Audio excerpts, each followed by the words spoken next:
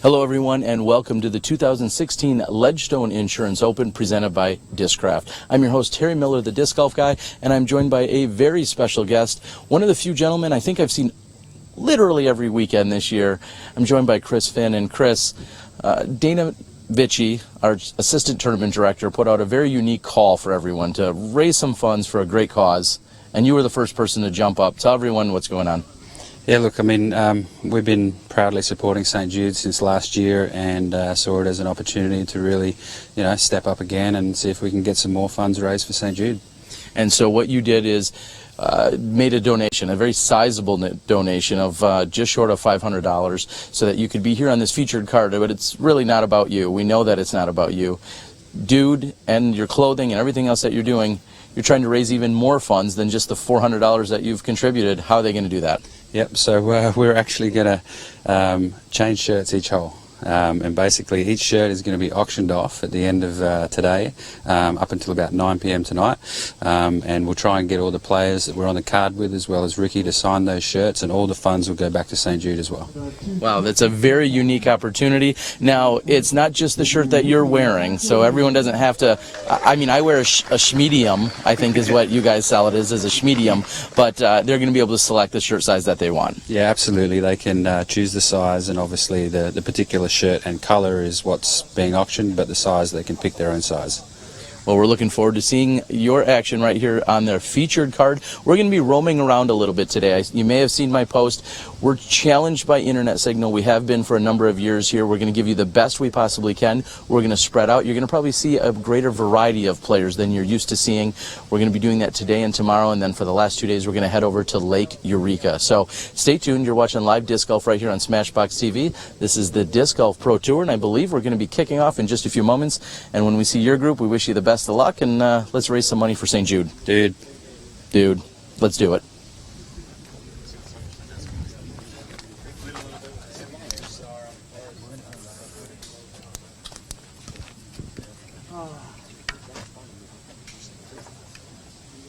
Oh no. And in just a few moments, it looks like we're going to have what will be our second to last card of the day. They're going to be teeing off here in just a few seconds. I think our world champion Ricky Wysocki is going to be on the tee. And joining me throughout the day will be, in fact, Dynamite Dana Vichy, and Dana, assistant TD, running around crazy. We ready for this? I'm ready for a nap, but I'm definitely excited for this disc golf action right here.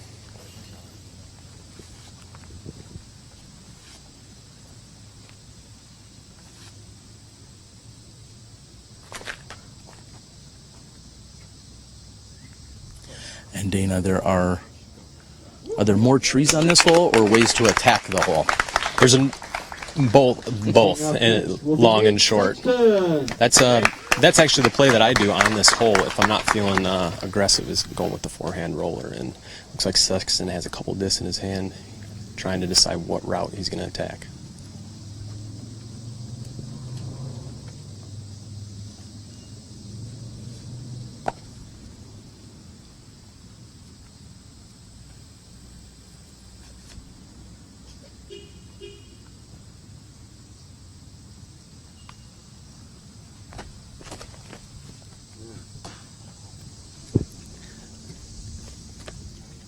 Next on the tee, Michael Johansson.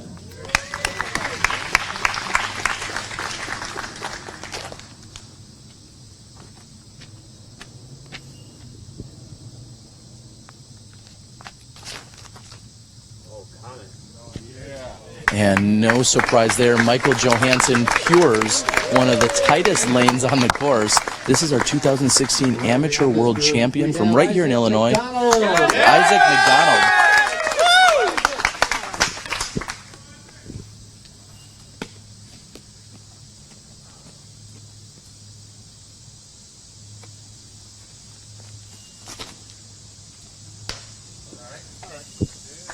And he gets that to stop. Of course, it can carry a number of different directions here. There are literally dozens of trees out here.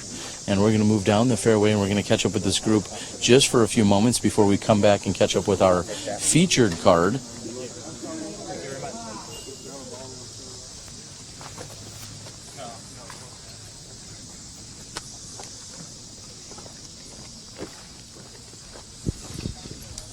And Dana, rarely do you find 2 or 3 of our top players moving no more than 50 to 100 feet down the fairway. Plenty of danger here. Yeah, definitely. This is one of the hardest tee shots that we are going to see out here this weekend. We are at Northwoods Park in Morton, Illinois, and definitely saw a little bit of creativity with the forehand rollers. As I said, that's my play. Both Isaac and MJ opted for the traditional route. It's the cleanest way to get to the basket. It's just tight, and you hit a tree, you're going to likely do what Isaac's doing and pitching up and taking a bogey, or unless you make the great shot and get up there and get up and down. Now Nate kicked into the fairway. He should be relatively clean all the way to the basket.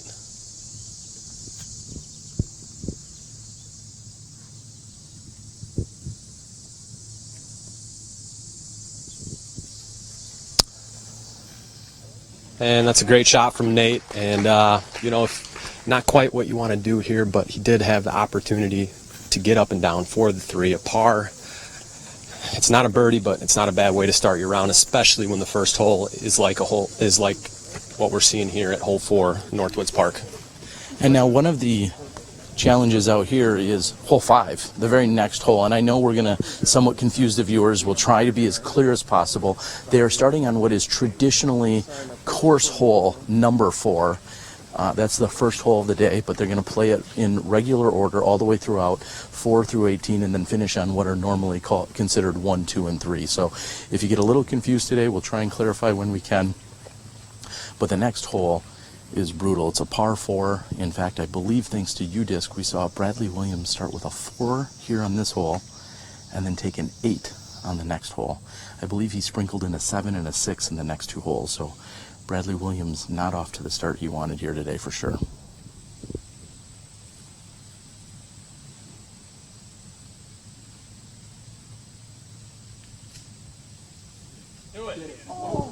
And just a few inches short of putting it in here for the hero shot you mentioned earlier, Dana. Waisaki's further up the fairway. He still may have a look at this? Yes. Yep. I thought I'm a little confused here, but yes, Ricky is off in the brush.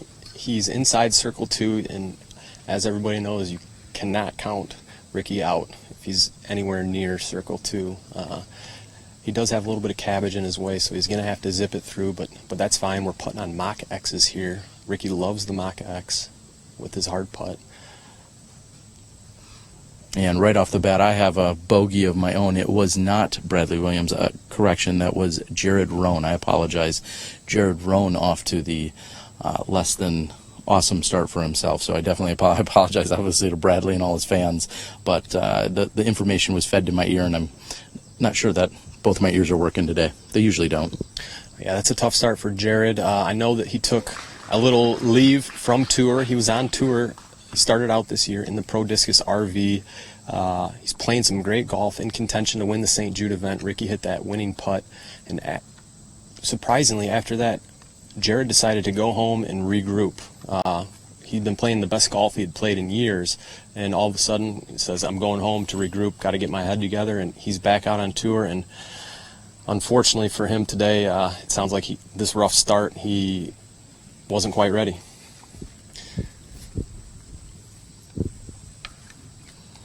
Well, Dana, we have just seen the first hole. Again, this is our second to last group to tee off today. We mentioned hole number 5 and hole number 4. These first 2 holes, they can bite you. They can bite you early, as they've done with Jared. And I think that may have even actually attributed to the fact that some of these tee times were pushed back a little bit further. Things seem to get slowed down here. And I think it's because there's a lot of trees and a lot of bogeys in the first few holes. Most definitely. And the real problem is that hole number 5 it's a short par 4, but it is an eagleable par 4. So we've got some groups. If you're a right-handed player, you're going to play the forehand bending down, and you try to crest the hill and hit the green for the eagle 2, versus playing a pitch up and then a pitch up down to the island. So really that's what slowed it. It's a hard shot either way you want to throw it, but having to wait for groups to clear the green for the players that are going for it, that's what's really slowed us down.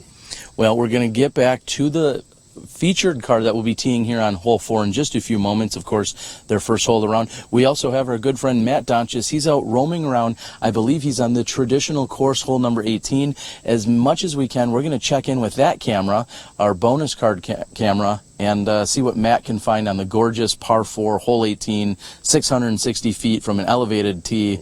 One of the most beautiful holes in disc golf. So as much as we can, we're going to check in with Matt as well. For now, we're going to stand down for just a few moments. You're watching the Ledgestone Insurance Open, presented by Discraft. We'll be back with you in a few moments.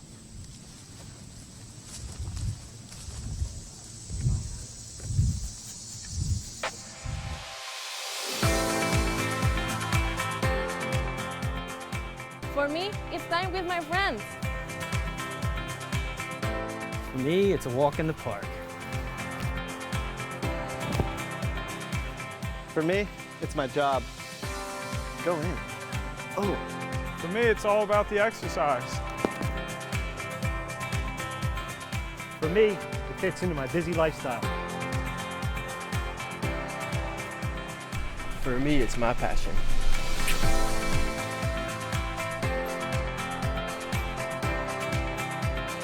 For us, it doesn't cost much to play. For me, it's fun.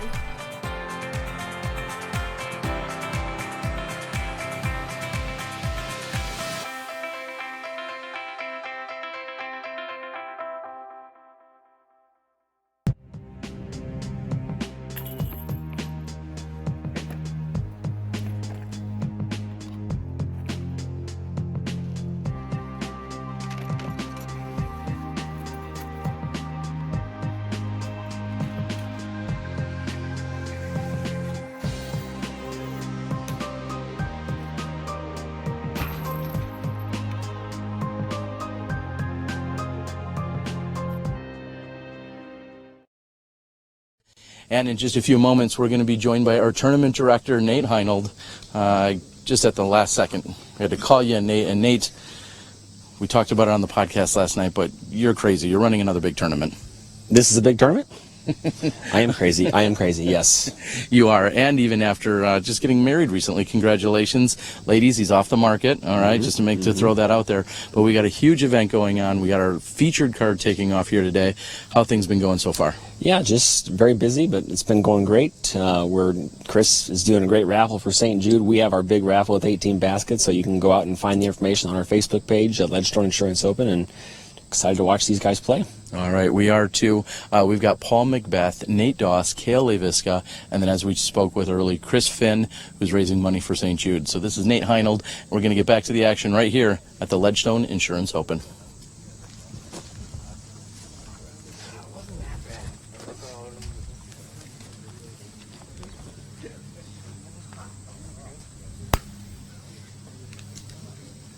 Ladies and gentlemen, our final card of the day. Teeing off first, Paul McBeth.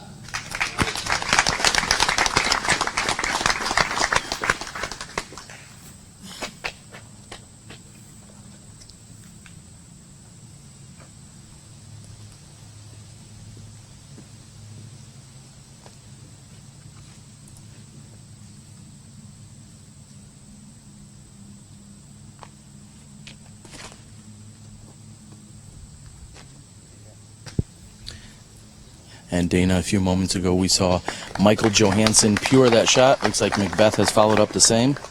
Next on our card. Yeah, great shot by Paul. The only difference, Paul did throw a fairway driver, and it did go a little bit long, too far straight, but he hit that initial gap. It was beautiful.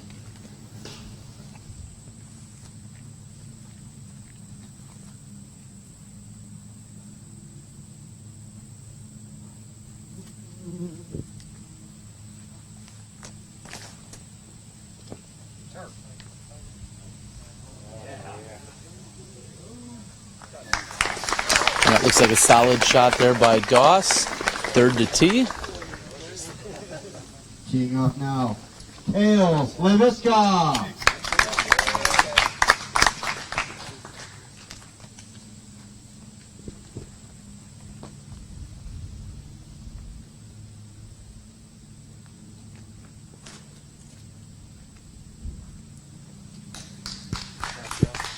And Cale, little kiss off of the right side tree branch. Puts them toward the pin. Rounding out this card, Chris Finn.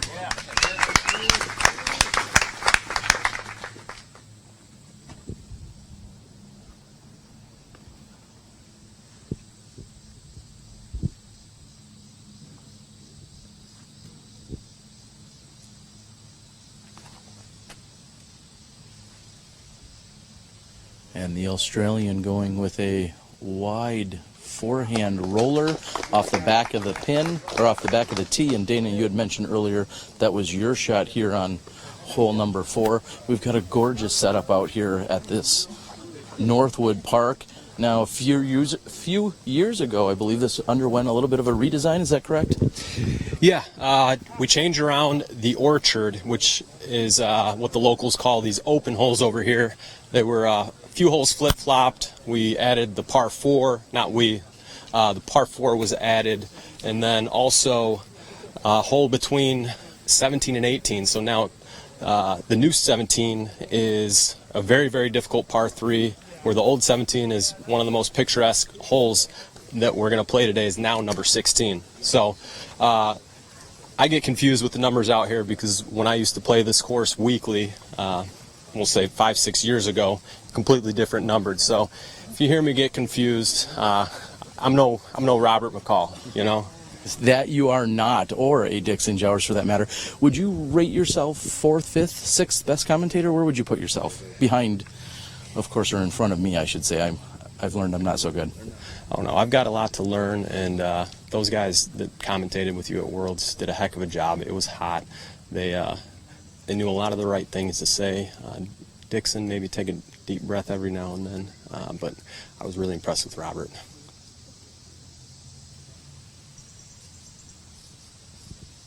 And Chris Finn is approaching with a long jump putt here.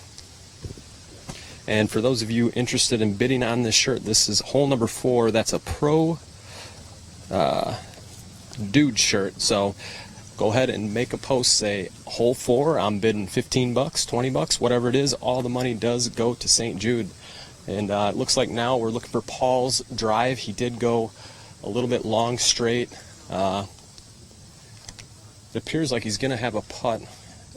Looking at Cale's about 22 feet.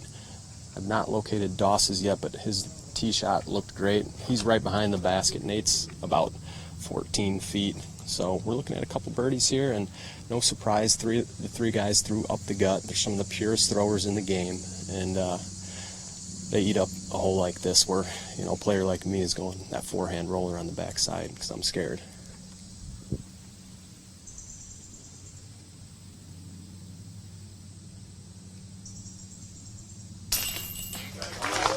And we'll see Paul McBeth opening here with a birdie on hole number 1. These are DGA Mach X baskets.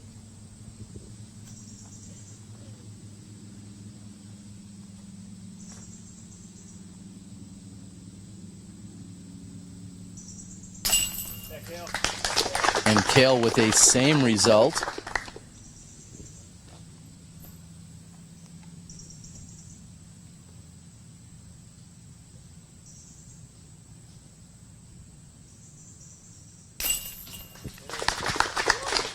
Solid opening here for Nate Doss with a very nice gallery here.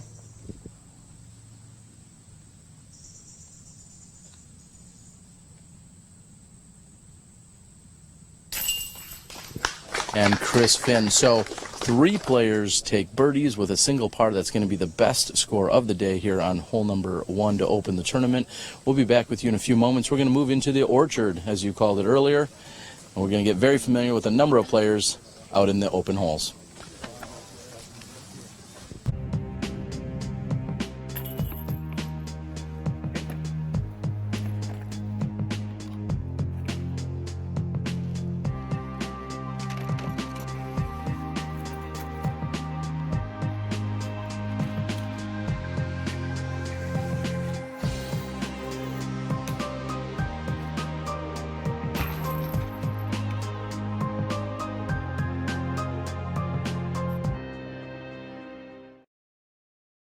Legacy Discs and Upper Park Designs have collaborated to bring you this new edition Rebel backpack bag.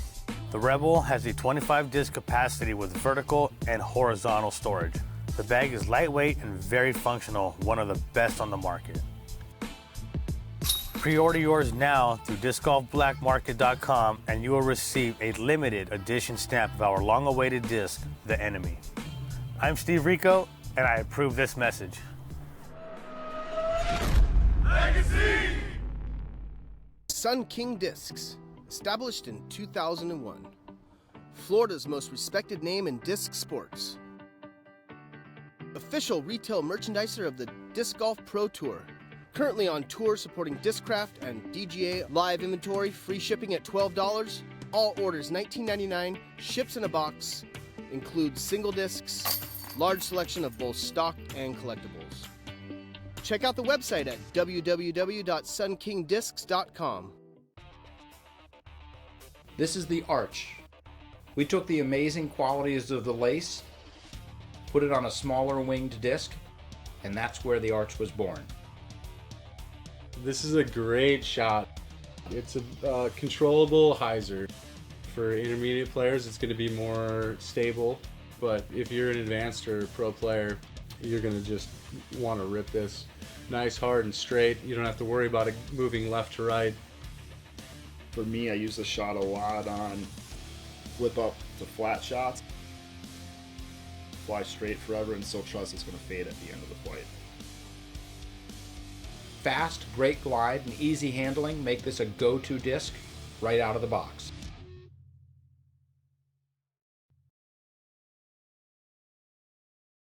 If I lay up, I get a personal best. But if I hit the putt, it's a new course record.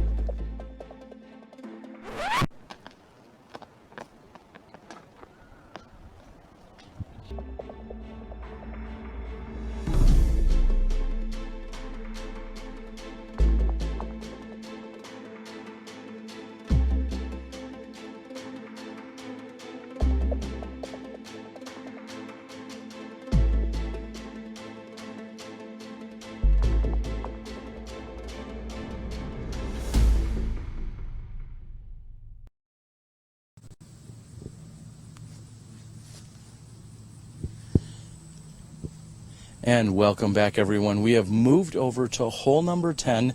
We've got a few different angles here we're going to try and present to you. And we're also going to catch up with a number of different groups.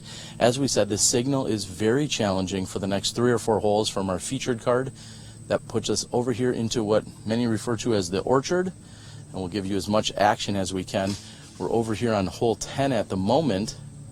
And Dana, people are seeing a lot of ropes out here.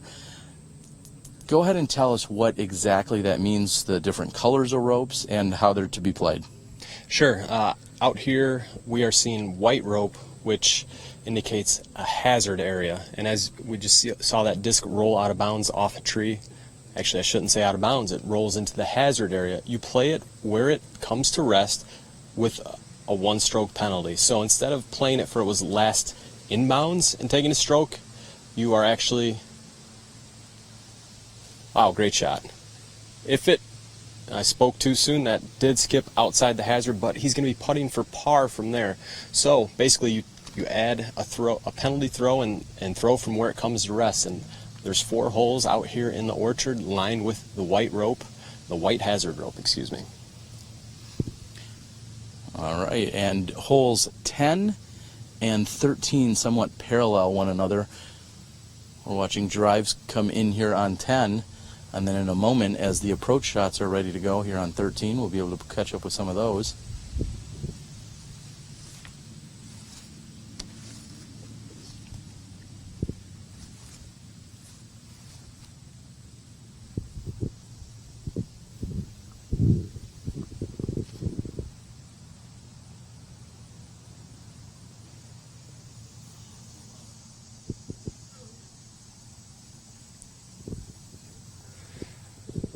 And as we watch these players come up hole 13, which is the par 4, one of the reasons that the hazard was added to this hole is it is a short, relatively easy par 4. it's not quite long enough, and a number of players in previous years, myself included, like to throw a roller off the tee, and with the roller you do lose a little bit of accuracy, and drives would traditionally end up way to the right with a relatively easy upshot. Now, player has the decision what to do off the tee. It's not just a grip and rip, but it's more of a placement shot. We've moved back over here to hole 10 again, trying to give you as much action as we can. But here on hole 10, we just saw an approach shot come in from the hazard area, and we'll be able to follow these guys out and watch all of their putts.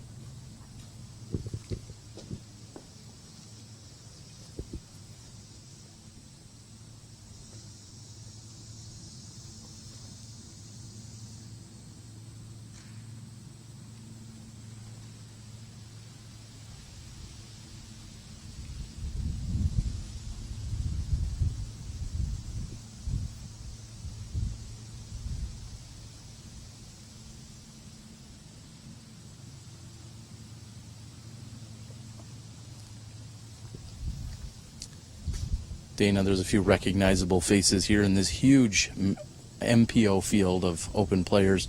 Who did we just see throw? That was Tony Ganger. He is from Indiana. He does have an Illinois State championship. He won Illinois State championships the year that I won the Indiana State championships. And I asked Tony, I said, will you trade me, please? And he said, no, I'm happy with this Illinois title.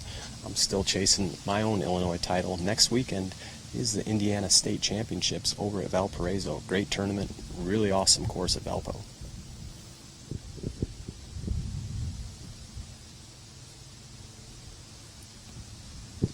And a solid run that got up, caught edge, and rolled just a little bit. It's still in bounds.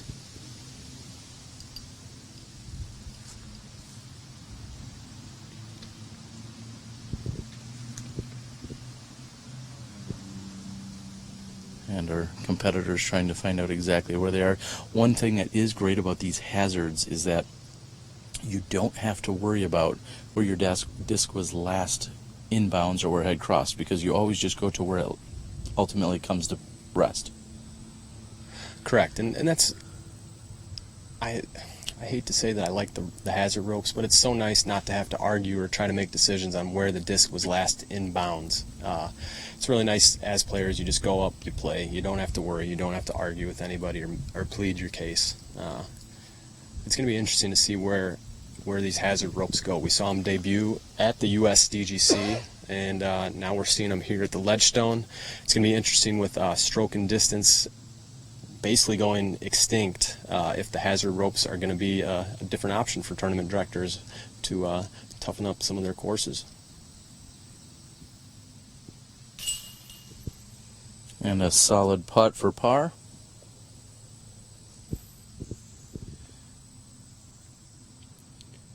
And a little earlier today, Dana, we saw that, in fact, Colin Bailey, who was featured on Smashbox just a few weeks ago, had carded the ace on hole number 1. I believe he said it came in, and very gently came in. He wasn't even sure of it, but that is hole number 1. Measures in at 312 feet. And so congratulations to Colin Bailey for taking the ace on course hole number 1, which would have been 16 during this round. Yeah, Colin put together a score of 53 today. Right now, that's good for tied for 25th, so ultimately it's going to drop, but really coming out to this course with the number of difficult holes, if you score in the low 50s, that's really not too bad.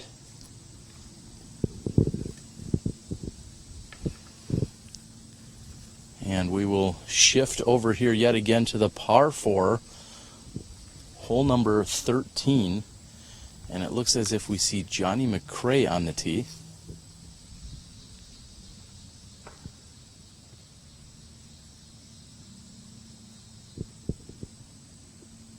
Johnny McRae with the luxury of sometimes playing Open and sometimes playing in the Masters division. And although he catches quite a bit of foliage there, finds himself still inbounds.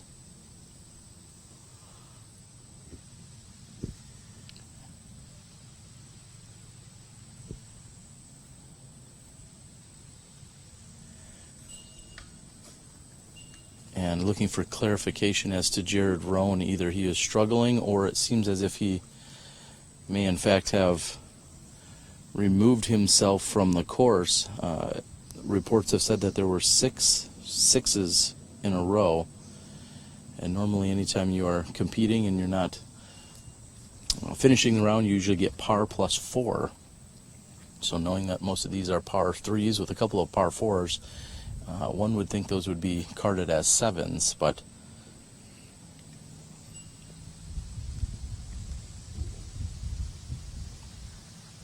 and Dana, thanks to UDisc, you're seeing that Johnny McRae is currently at even under par. Is that what you said? Yep, Johnny is carded 1 course birdie and 1 course bogey. So he's got some scoring opportunities in front of him. So his round is, can't call it a bad round yet. Even is not too bad, but he'll definitely be looking to make a strong push here as he finishes the orchard and goes into that easy 1-2-3 stretch to finish the round. All right, we got action back on hole number 10.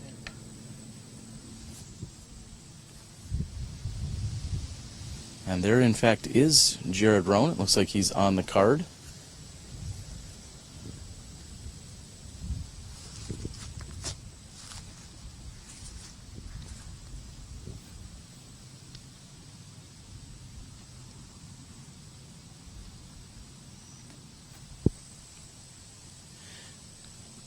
And everyone, please go out and check out InfiniteDisc.com. They're running specials and giveaways this entire week. You can win a Zuka cart by the end of the week, so go out, InfiniteDisc.com.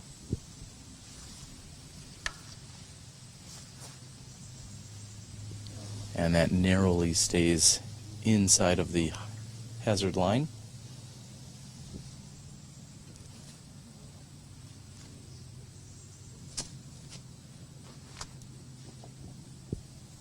And our Vibram Open champion and Disc Golf Pro Tour leader after the first event, Bradley Williams here. Looks like his Glow Mako 3 kind of cut rolls. He's going to be just inside circle 2 looking at a putt. This hole has a really low ceiling, so it's difficult for players to get up to the basket unless you really rip one. Looks like we got a big forehand here, right on top of circle 2. As I was saying, low ceiling, very tough to get to the basket.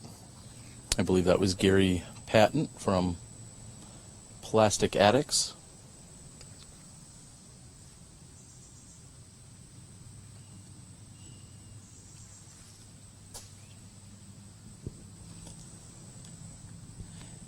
And I must say, Dana, that this hole is not incredibly challenging, but the hazard certainly has made it a little bit more scary. And I know in talking to the tournament director, Nate Heinold, he said, I want people out here nervous and thinking about their shots. And they're certainly doing it here. Most definitely. It's not as knee-knocking as, say, stroke and distance last year, as this hole was. Stroke and distance hole, if you threw out of bounds, you were re-teeing, and you could easily find yourself taking up 4, 5, 6, 7 if you have a couple bad breaks or a couple bad shots, either or. But it's definitely playing a lot more fair. I know the players, if there's going to be ropes, they're appreciating that it is hazard. It is not stroke and distance. And we see Jared Roan walking along with this group, and I've color me confused. He did not throw.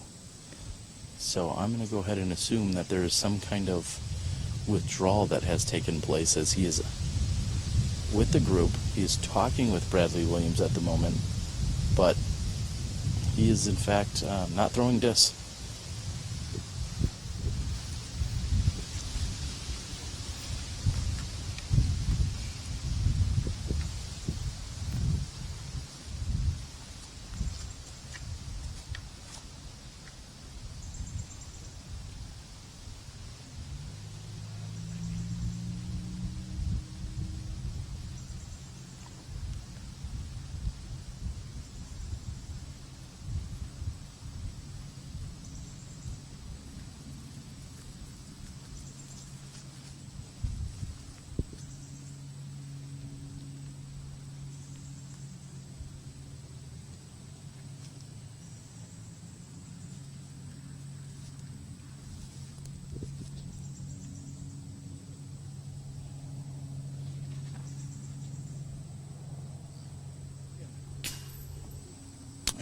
huge jump putt that comes up just a bit high.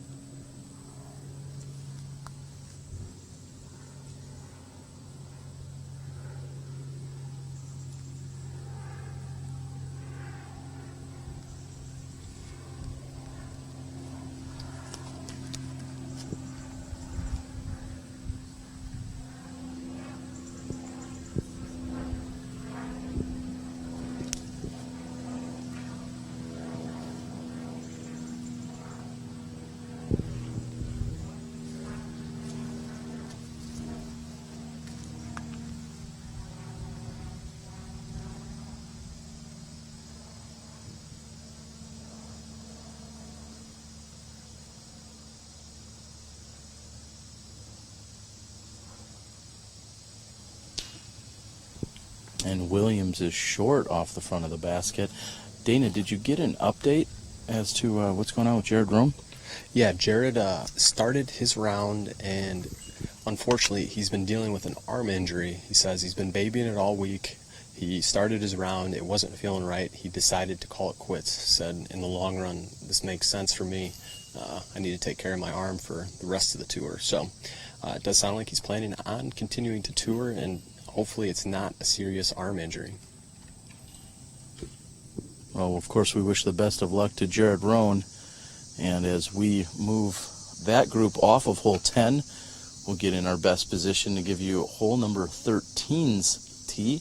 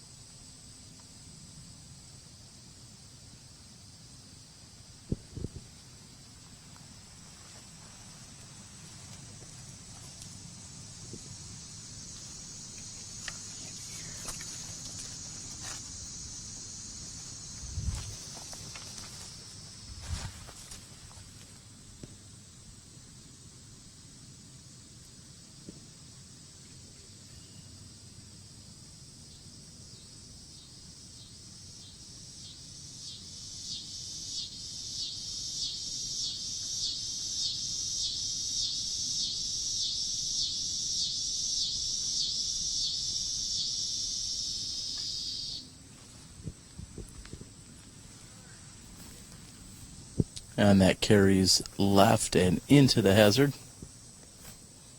Danny, any recognizable faces here as we're looking at hole 13? I believe our first drive was from Joliet's own Travis Lotak. I'm going to need confirmation once he gets up here, but he did throw a great drive. That second drive, I'm really surprised to see it skip, but it was a high-speed driver. This grass is really thick. It just got a really small skip out of bounds, and then we are seeing another disc head towards the hazard. They will have an opportunity to get the par 4 from there, but they're still about 100 feet short of the short pad, so they are going to have to throw a really good shot to get up and down for the par. And as they move down the fairway, we'll be able to move over to hole 10 in just a few moments. We're seeing another group approach hole 10, and now 10 comes back out of the woods, and that's one of the reasons we're able to give you the best coverage we can. We've certainly been challenged by the signals out here, but as we move over and look at the tee of 10, I see the likes of a Paul Ulibarri on the tee. I see Katrina Allen walking along. Katrina was our biggest winner last night in the women's only skins match that you had hosted and put on, Dana. It was a very good time. Yeah, that was a great time last night. We had, I'd say, anywhere from 50 to 75 people out spectating the whole time. Pretty good crowd. 9-hole skins match. Katrina, she was throwing some really great shots. She had an unfortunate spit out on the final hole. Sorry for the spoiler alert for those waiting for the video, but she did take home a nice little chunk of change, as did Paige Pierce. So, a lot of fun.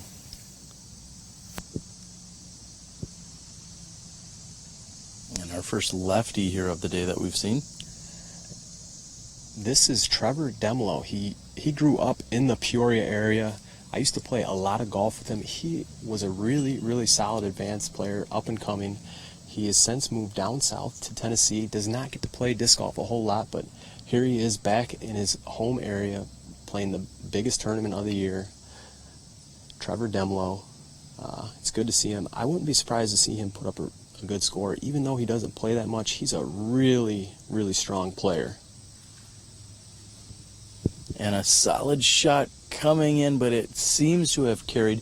Now, just so everyone at home knows, the white rope that's on top, that's really just a visual indicator. That is not the official OB or rope that is to be used here for your marking purposes. The white rope on top is just an indicator. There's another rope that's on the bottom, and that actually is the rope that is used to determine if you're inbounds or not, or in hazard or not. Yeah, that last shot was a really risky shot because you are flirting with the right side hazard rope through a tight corridor of trees. You kiss the rope goes up near the basket. Here we go.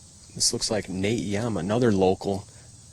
Nate's probably got more rounds than anybody in this tournament at this course. Nate has been playing for a long time, and surprisingly, him and Trevor are actually really good friends, and I can remember battling with those two back in 05, 06, 07 in the amateur divisions. Both of them were a threat to win at any time, but it's nice to see the two old friends back on the course again. I'm having flashbacks right here.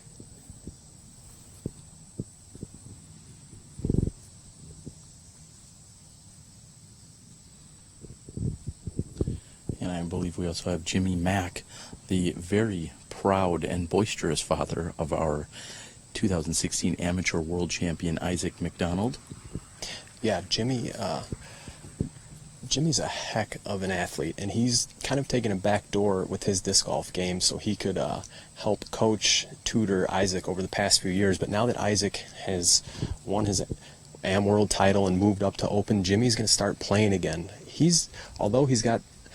Isaac is he's going to be a sophomore. Jimmy's still pretty young. He's got 3 other kids, all of them great athletes. Isaac being the best disc golfer of the bunch, but Jimmy's wife now plays. His daughter.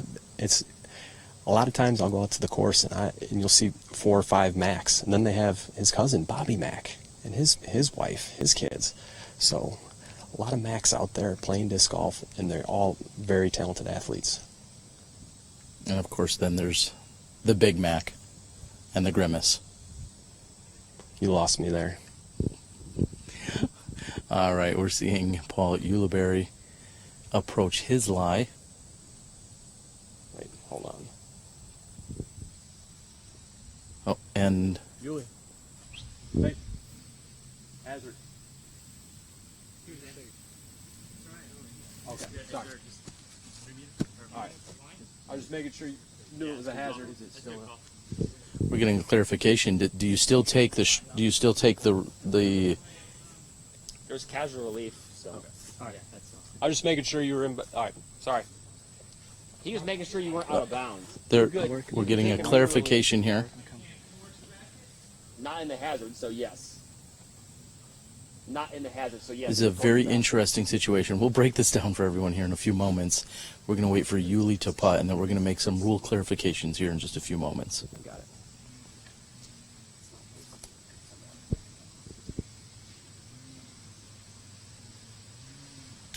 Nice putt. And Ulibarri is in. So, as I've got the tournament director and the assistant tournament director here, just to clarify, hazards are inbound penalty areas.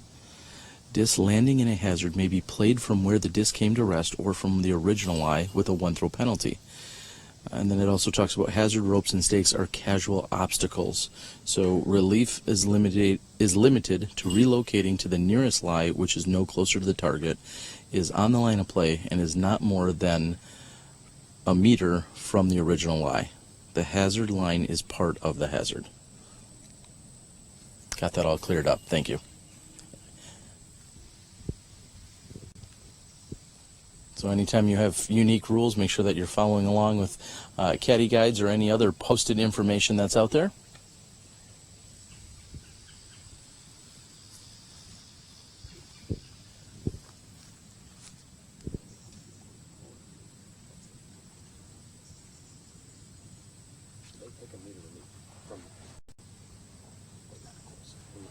Legacy Discs and Upper Park Designs have collaborated to bring you this new edition Rebel backpack bag. The Rebel has a 25 disc capacity with vertical and horizontal storage. The bag is lightweight and very functional, one of the best on the market. Pre-order yours now through discgolfblackmarket.com and you will receive a limited edition stamp of our long-awaited disc, The Enemy. I'm Steve Rico, and I approve this message. Legacy!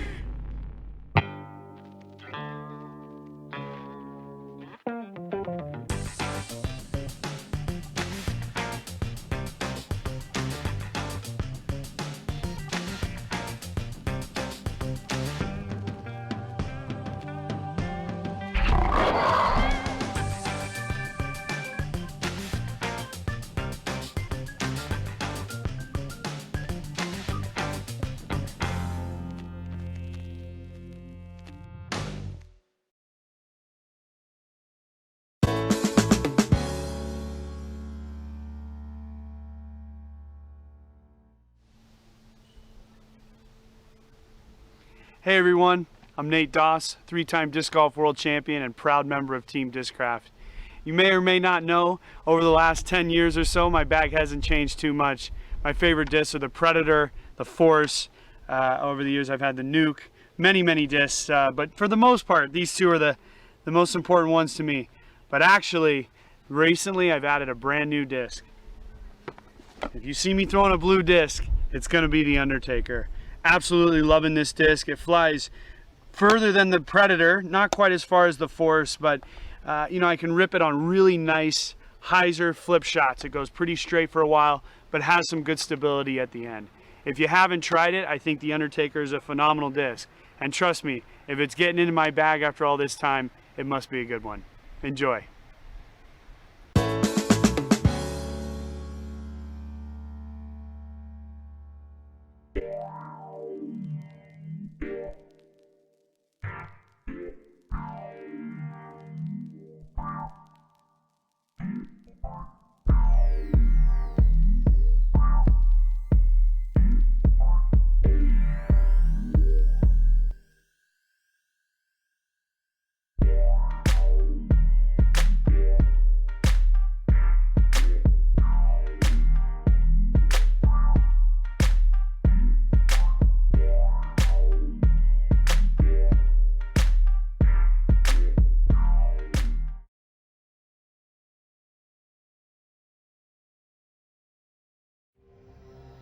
The Mach-X features a unified chain assembly, connecting both layers of chain to a single point. The soft outer chain slows the disc on impact, while the high-tension X-pattern inner chains stop all forward momentum, securing the putt. With 40 unified strands of chain, the Mach-X is the evolution of disc golf.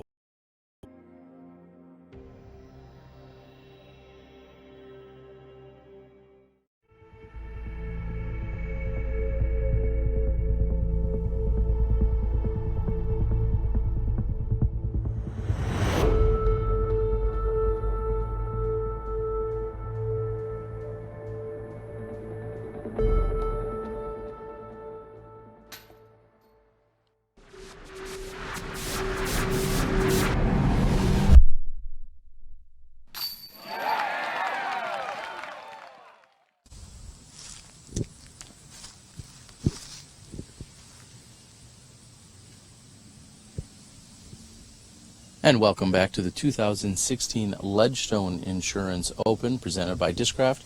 I'm your host, Terry Miller, the Disc Golf Guy, and I am joined here today by Dynamite Dana Vici. Dana, we have now shifted yet again. We're moved over to course hole number 11, and the group that we just watched play hole number 10 has thrown their drives. We see Jimmy Mack marking his lie. I believe he's going to be throwing in just a moment. Looks like he's throwing his putt. Yeah, that's a Discraft swirl. Jimmy is an absolute deadly putter from anywhere. He's got the nasty spin putt. Hits a really good one right there. That's a nice birdie for Jimmy. I know where Isaac gets his confidence from. It comes straight from his dad. His dad is one of the most confident players on the course, and we just saw it right there with that putt.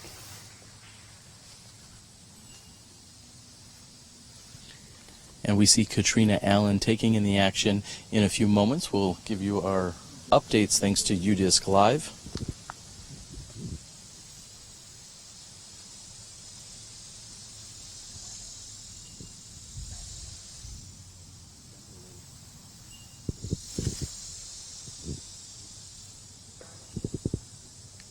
And the women competed this morning over at McNaughton Park. Unfortunately, McNaughton, albeit one of the fan favorites and one of the most enjoyable courses in the area, also does not like to play well when it comes to cellular signal. In a moment, we're going to move over here to hole 10 with Devin Owens on the tee. This hole sets up very nicely for a left-handed thrower. And that disc sat nicely for Devin. Devin is a former winner of the Ledgestone Insurance Open. I teased him. I said, you won it before it was a big tournament and all the good players were here. And he kind of chuckles. But no, he won it when it was a big tournament. It was a big payday. Devin came down, put the beat down on all of us. And he got disc golf rich that weekend. And he's back here again this year looking to do it again. Dynamic disc own Drew Gibson is on the tee. That's coming in, but it's going to need to sit, and he is going to find himself in the hazard area. He will be putting from there with the opportunity to still take the par 3. Here's Chicago's Taylor Samala. He's had a really great year. We've watched his rating go up probably close to 15 points. He's nearing the 990 range. He's actually won the Illinois State Disc Golf Championships this year. Hung out his forehand a little wide. I'd say Taylor's probably got 4 or 5 wins. Speaking of wins, Al Hermosillo, the lefty, coming off a win last week at MXG. We saw him play well here on the Pro Tour at the Silver Cup, and he definitely left that really low. But Al's playing great this year, as well as Taylor. They've got to be 2 of the top Illinois players, along with Isaac McDonald. And then we got Gavin Rathbun. A lot of really good talent in Illinois right now. We've got the current amateur world champion and the current U.S. champion, which is Gavin. Gavin didn't play as good as he wanted to today. I saw him when he came off the course, and I was actually recruiting some UDisc scores, and I said, Gavin, what are you doing? And he is actually out there scoring. He came out right off the round. I gave him a sandwich. He picked up his phone and he went and live scored DG Mike's round. So we'll have to check on DG Mike, see how they're doing. But very nice of Gavin to step up, help us with the scoring. He's a good kid. Isaac's a good kid. I like where Illinois Disc Golf is at right now, and it's just getting bigger and bigger, and partly because of this tournament. And Hermosillo has put himself about 25 deep of the basket, skipped right near the pin in one of the very few spots out here where it would be a little bit of a fast green. The grass seems to be grabbing the discs as it's a little bit rougher in the rough, a little bit longer there. So skips aren't as common, especially coming with a putter, so I'm surprised that carried as far as it did. However, he caught the slightly worn down area just next to the basket. This is Samala looking just outside of the Circle 2 range. We'll talk about that more in a moment.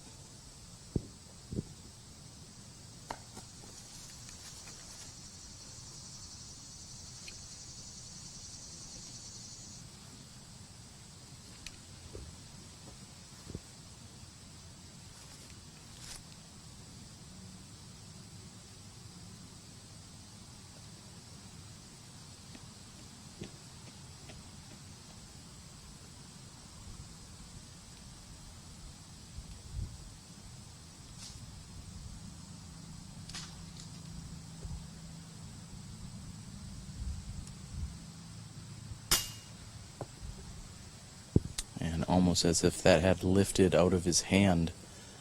We find Devin's attempt to be just a bit high off the top of the basket. Drew Gibson finds himself in the hazard area. And I actually did misspeak a little bit earlier. Gavin did shoot a 52. It's good for tied for 19th right now. He finished his round with 2 birdies back-to-back on holes 2 and 3. Pretty strong finish. Circle 1 putting 88%. And let's see what Drew can do from just outside of Circle 1 right here.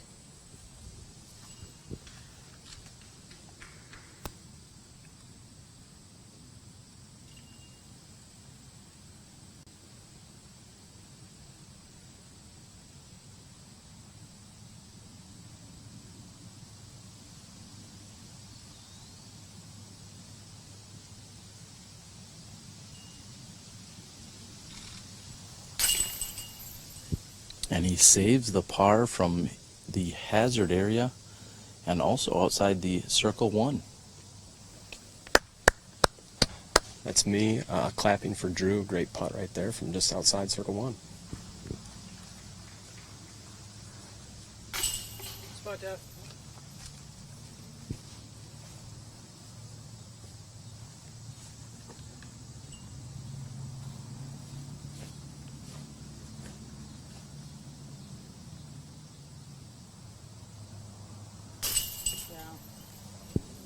And after the low drive initially, Hermosillo is able to save his par.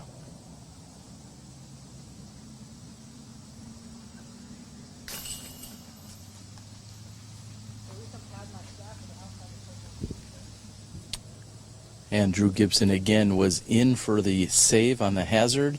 Taylor Samala is able to get up and down, as did Hermosillo.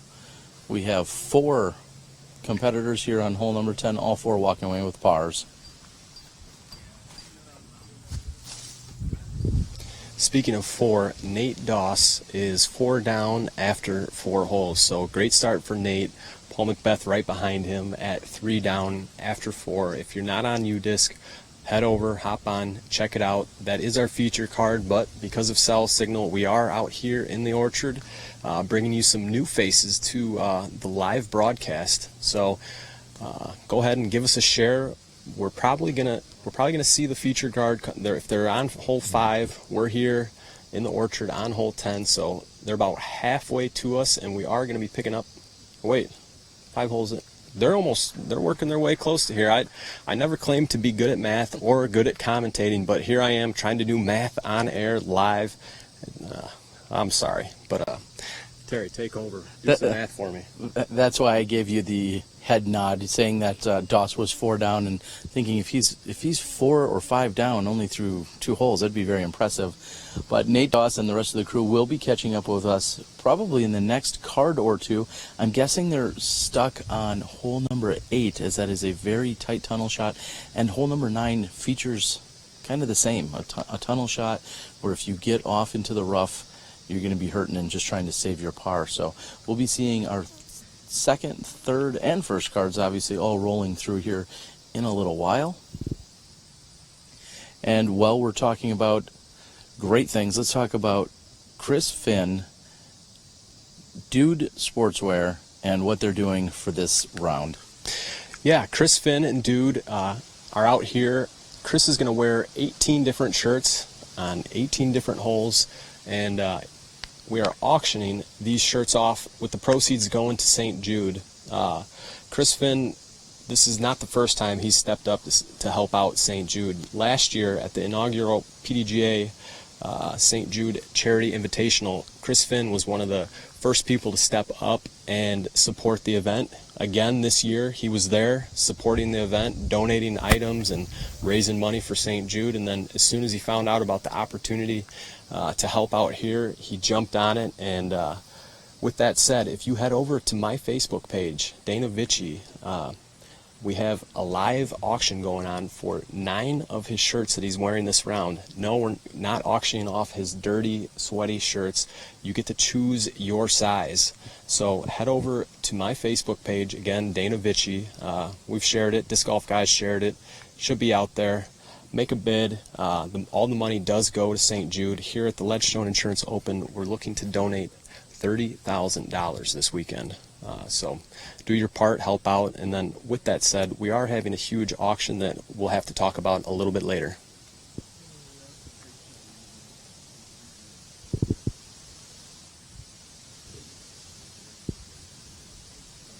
Gibson and the rest of his group, and along with Devin Owens, moving down the fairway on 11. In just a few moments, it looks like we have some more action back here on hole number 10. Setting up on hole 10, we've got our world's 4th place finisher in Cameron Colglazer. Cameron, not quite the household name that many would have maybe expected. Obviously a very solid player, and one if that you're on the tour, you certainly weren't surprised by his finish, as Dana, you nor myself were really finished, but he's also not a name that you regularly open up, as he's not traveling quite as much these days. Unless you live in the South. Cameron is wreaking havoc down in the Southern National land, winning tournaments pretty much every other weekend. So if there's a tournament in the South, most likely Cameron is there, shooting well. He's a world-class player. If he was on tour, we'd be seeing him up in the top 10 and winning on a regular basis. And that last shot came in and had stayed in bounds, so not finding the hazard area. Big Germ, Jeremy Coling,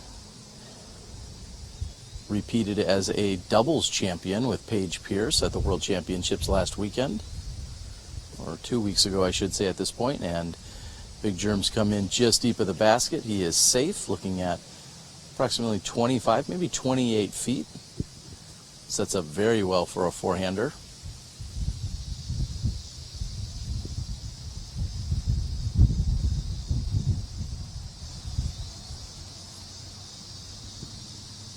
We're glad we could spread the love out here today in the orchard out at Northwood Park. This is, of course, the 2016 Ledgestone Insurance Open, presented by Discraft.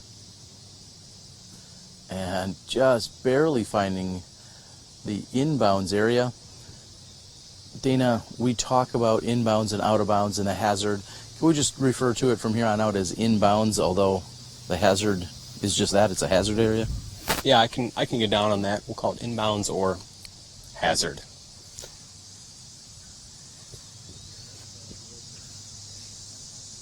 Big Germ said he's always the bridesmaid, as there's now been a number of times that he's been on a card or in a group where the competitor has been featured on SportsCenter.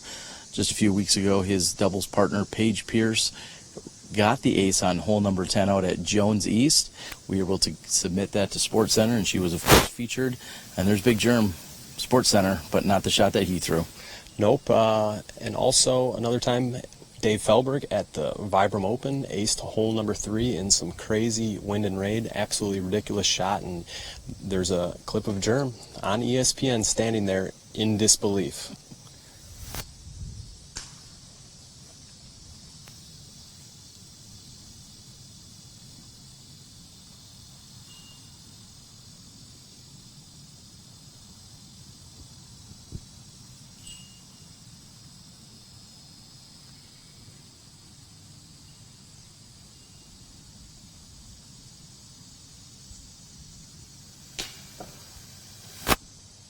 And off the front of the rim, a very nice stroke there by Cole Glazer, however just short. Next to pot will be Will Schustrick.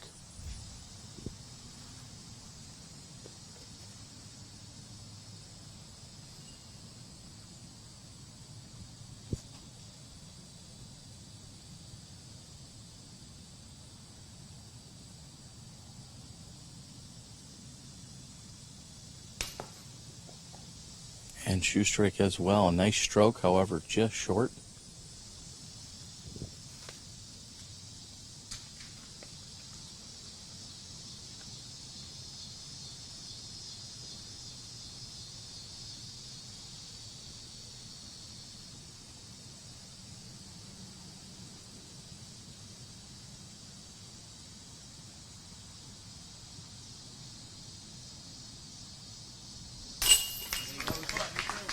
And Nico, with a solid straddle putt, finds himself at the bottom of the basket for a 2.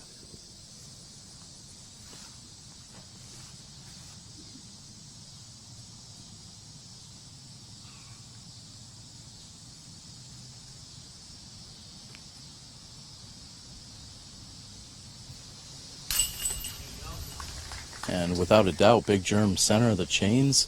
We'll see a pair of birdies and a pair of pars right here on hole number 10.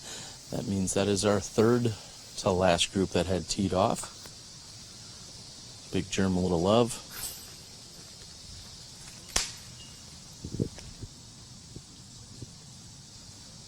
And if we can, we'll have a brief conversation with who appears to be our tournament leader. We'll see if he's available for a moment. Sure. We'll just spring up on him in the middle of the fairway. I'm joined by Chris Dickerson, and Chris, currently leading the Ledgestone Insurance Open. How does it feel right now? It feels pretty good. I'm glad I came up here and started out probably as good as I could. So talk a little bit about your round out there today. I just stayed in the fairway and made my putts. Nothing spectacular. Just stayed out of trouble. And you ultimately finished with? 47. So a very solid round now. Are you just out here hanging out, hoping a bunch of other people take bogeys? I know what you're saying, but no, just following around a few friends, watching them. And now, just a week ago, we were in Emporia, Kansas, and I believe you were awarded some kind of honor, were you not? Yes, the Rookie of the Year. So congratulations on that. What does that feel like, knowing that as you move from the amateur ranks into the professional ranks, that your efforts were rewarded? It feels pretty good. I always said the difference between a pro and an am is the putting. So, so far that's true.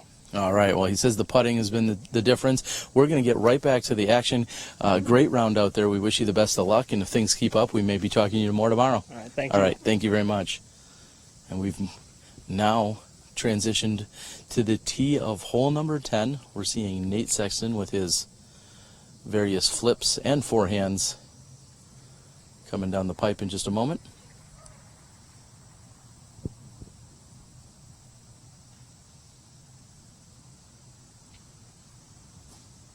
And when you're one of the best forehand throwers in the game, this hole sets up very nicely. I'm not sure he took advantage of that.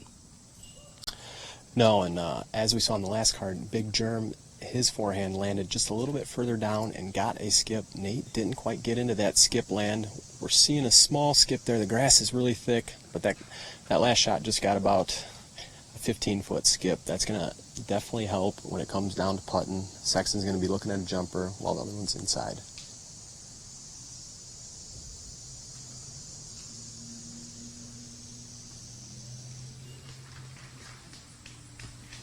And we'll move back over to Cole Glazer throwing hole number 11.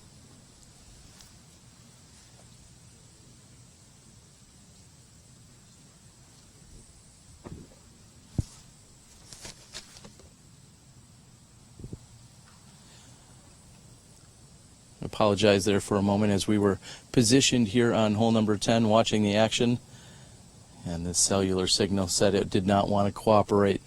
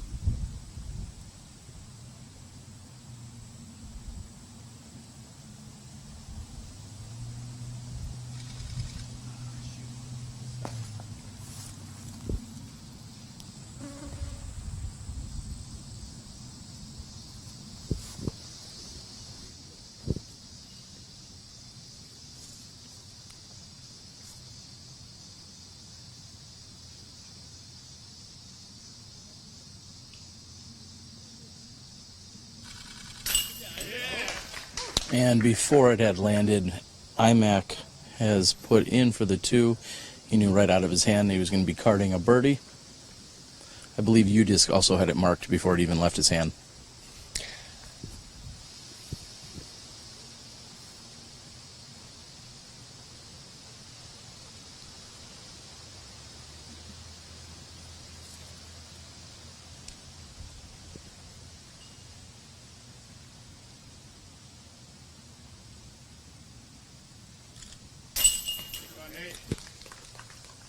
Sexton cleans up for his par.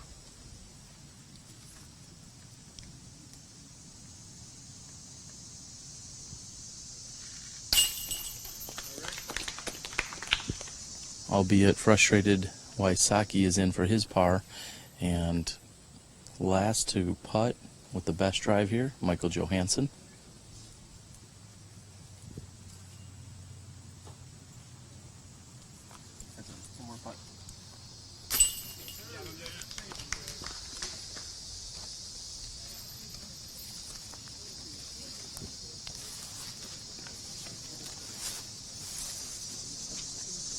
And a very sizable gallery here. Dana, as our second to last card, moves off of the green here on hole 10.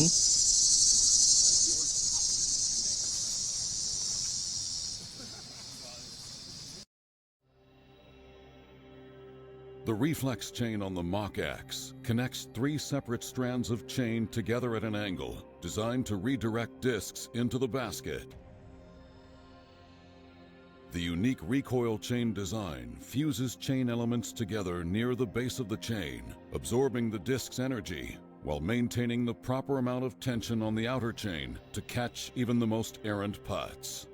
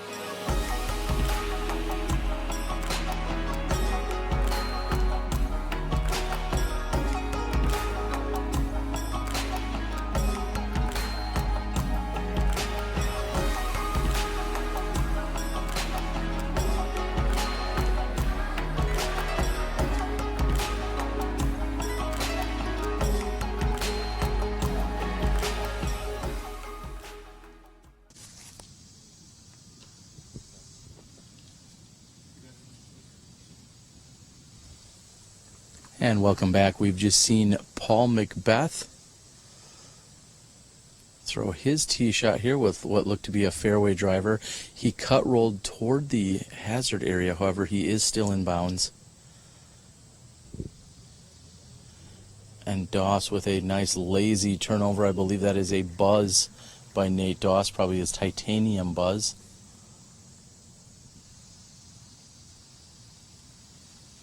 And we all know what Cale's throwing. Only disc he throws, the M4.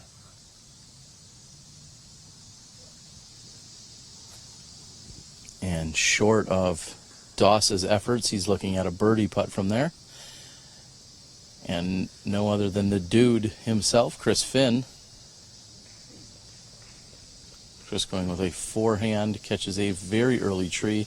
He's still in bounds. However, he's going to have some work to do. And Dana, you said that he is auctioning off various shirts throughout this entire round. What is he wearing now? Well, it looks like Chris is wearing the Dude Boomer shirt. So if you like that shirt and you want to own it, not that specific shirt, but that shirt and color in your size, head over to my Facebook page, make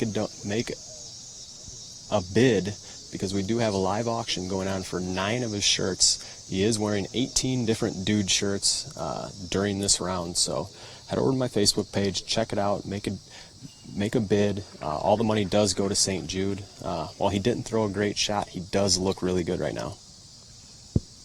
He certainly does, and more importantly is for St. Jude, as you mentioned, with more than a $20,000 donation provided last year. This year, Nate Heinold and the crew, along with Dana, have upped that to a $30,000 contribution, and they're looking to get all of that and maybe even more.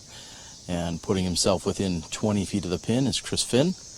And I want to give out a shout out to Tom Snyder, who is leading all shirts. He, at only $10, he says, I will bid $10 on each shirt. So that's a pretty good deal on these Dude shirts. They are high quality, tons of different styles, colors. We've got Pro Tour shirts, World Tour shirts, just regular old Dude shirts. Check out the Dude website, Dude Facebook, like them, follow them on Instagram. We got Paul McBeth from inside of Circle 2 right here.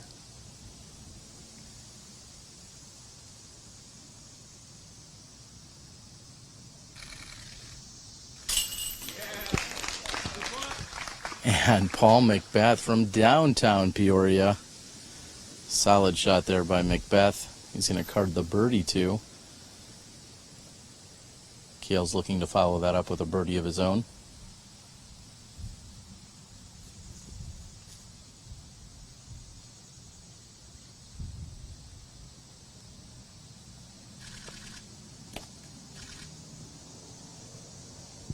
And a nasty roll. Cale not exactly happy with his effort or the result.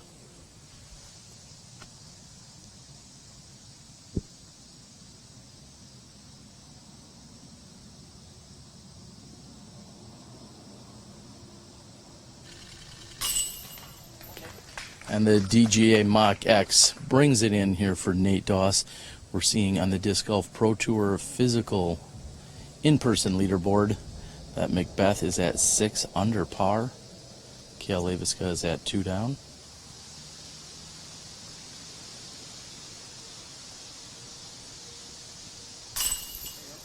And Chris saves his par. Nate Doss also moves to 5 under par. So we've got even 2 down, 5 down, and 6 down. Very hot looking card here in the early goings.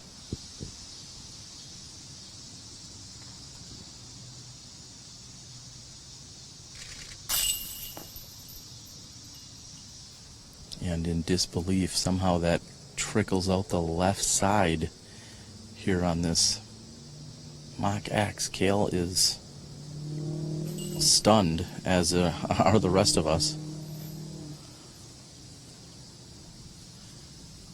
We're going to move over to hole number 11. We'll be back with you in a few moments after a word from our sponsors. Flashlight LED disc golf discs just changed the game.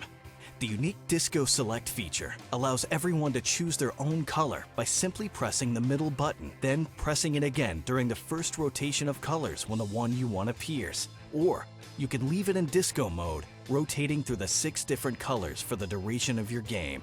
Designed by serious professionals, crafted from Night Eye's unrivaled sure grip material, and featuring Night Eye's patented fiber optics array, these discs strike the perfect balance of durability, stability, performance, and just plain awesomeness.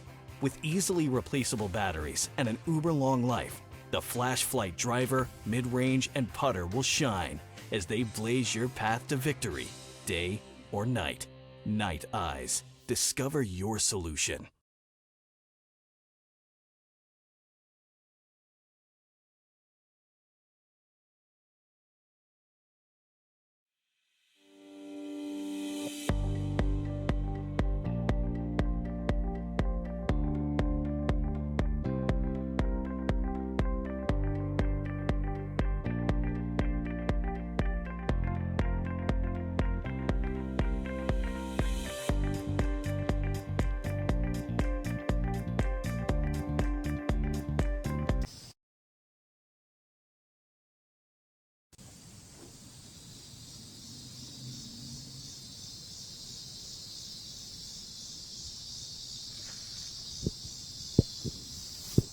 And we've transitioned to hole number 11.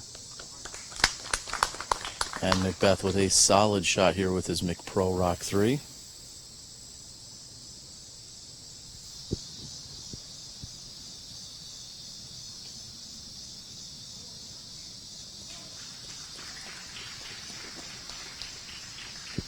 And McBeth was, or correction, sorry, Nate Doss was already within his run-up when he heard a solid applause here over on 13's tee, which is no more than 150 feet from him.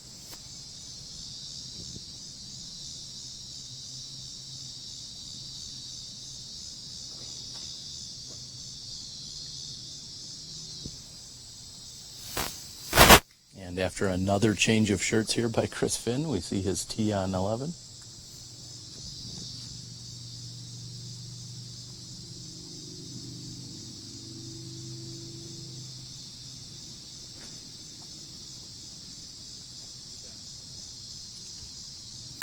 And Cale is hung up in the center of the fairway. Dana, do we have an update as to what shirt Chris Finn is wearing? I'm going to check in with Chris here and see what he can tell me. I'll be right back.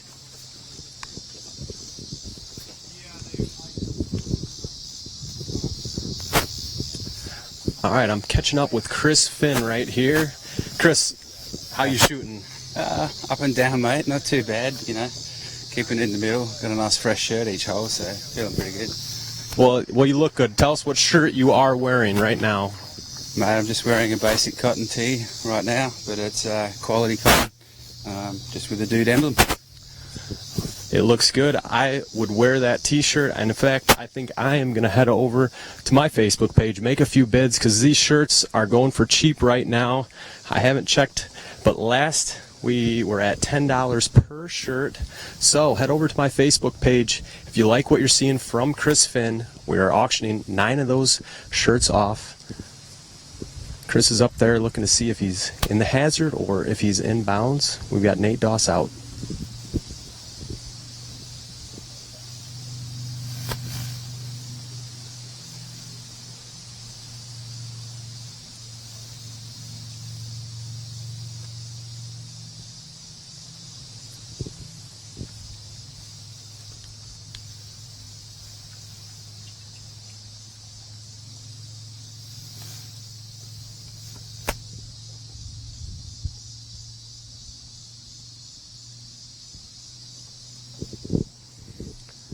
And Cale pitches up from just inside of where Doss was. Both of those were outside of circle 2.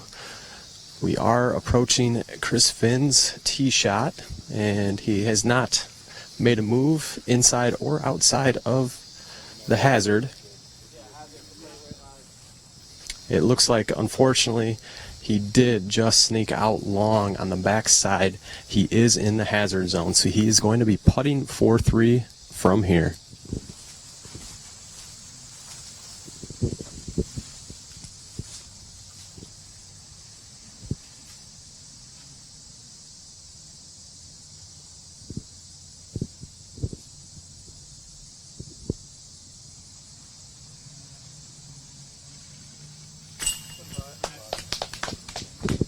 And really solid putt from Finn. He was right on top of circle 1. We're moving up towards the basket. It looks like Paul is 10 feet. As expected, he does tap in. These players are coming from the thick woods in the first section of the course. Now out here in the orchard. A little bit different. This is where you want to put some 2s on your scorecard, and unfortunately for this card, Paul McBeth will be carding only 2. Legacy Discs and Upper Park Designs have collaborated to bring you this new edition Rebel backpack bag. The Rebel has a 25 disc capacity with vertical and horizontal storage. The bag is lightweight and very functional, one of the best on the market. Pre-order yours now through discgolfblackmarket.com and you will receive a limited edition stamp of our long-awaited disc, The Enemy. I'm Steve Rico, and I approve this message. Legacy!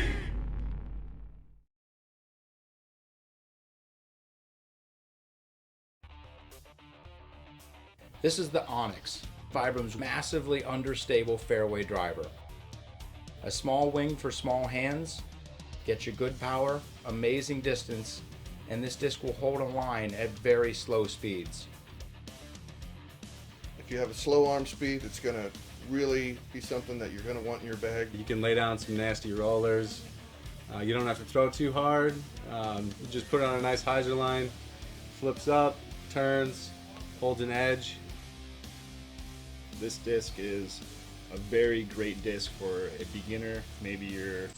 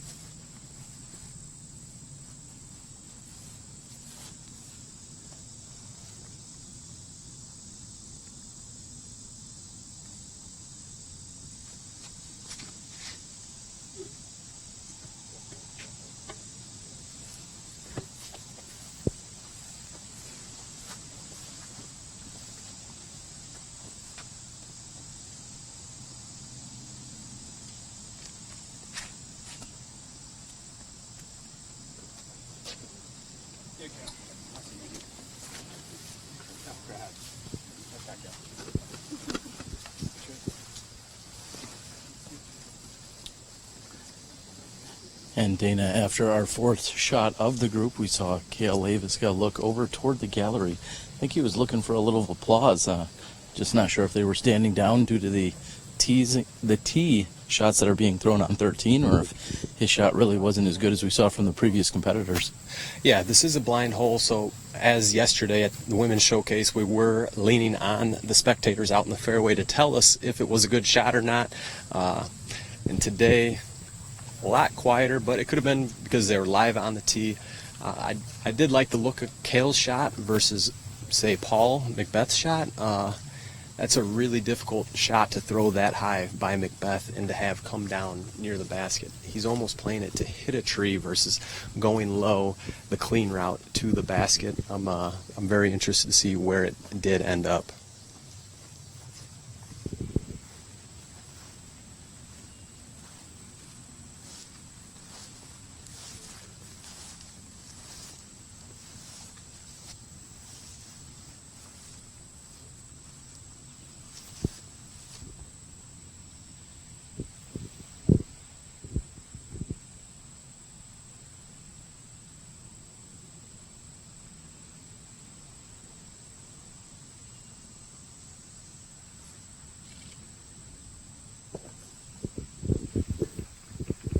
And with the right power and height, however, just offline, Chris Finn is no good for two.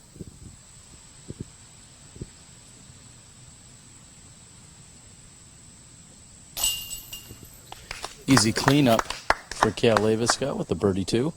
He certainly should have received an applause after putting it within 20 feet of the pin.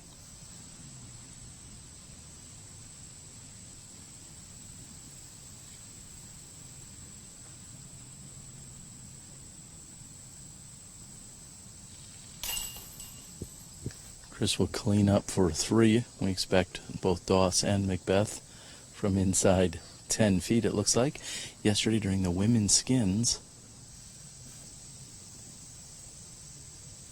as I finish my thought there, during the women's skins, all four of our women put it within 25 feet of the pin. All four walked away with a birdie two. So top women's card actually bested this card by a single stroke. Yeah, and I'm really surprised Paul was that close. I'll be interested to see how that got there when I watch the post-produced coverage or come back and watch this live coverage, but not necessarily the best route, in my opinion, in playing here over 10 years.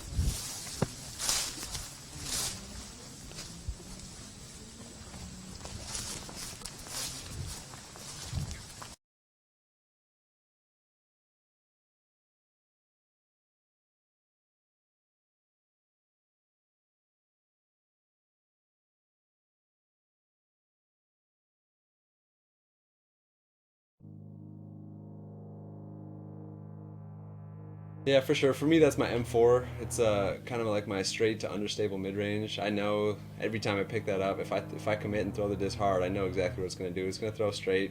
If I throw it flat, it'll turn to the right a little bit. And for me, if I get in the woods, even if the hole is 450, 500 feet, and I know I won't be able to reach it with the M4, and I'm not feeling confident with the driver, I can just reach for my M4 and know I can pipe it down the middle. So it's kind of been a disc that I've been relying on a lot the last couple of years.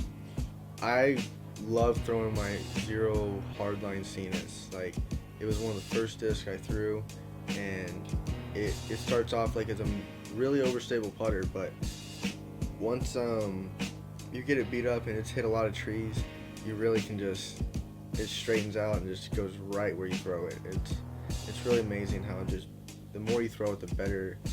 And it really flies. Mine's really wobbly, and it's a dinner plate basically that's beat up. But it's one of my favorite discs for sure. Thank Steve Rico for making that Glow Patriot, because that thing just goes straight down the fairway. But you know, in general, it's about just finding it in yourself, relaxing on the tee pad so you can execute. If you're not relaxed, you can't execute. You tighten up, and when you tighten up, it comes out early, or you hold on to adjust, and then you're going right.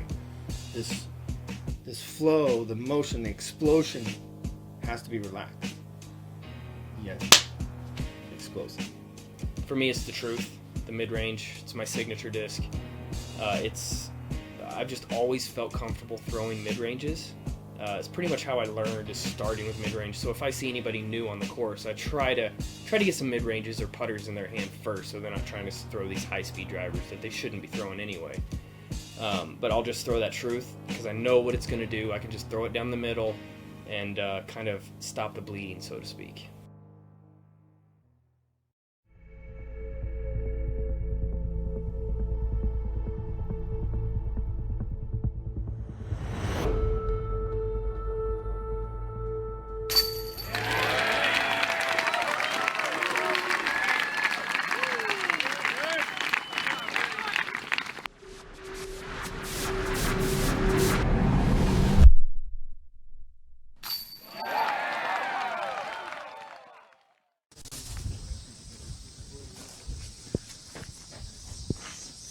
And welcome back as we have transitioned over to the par 4 600 plus foot hole number 13. We've got Paul McBeth sitting at 8 under par.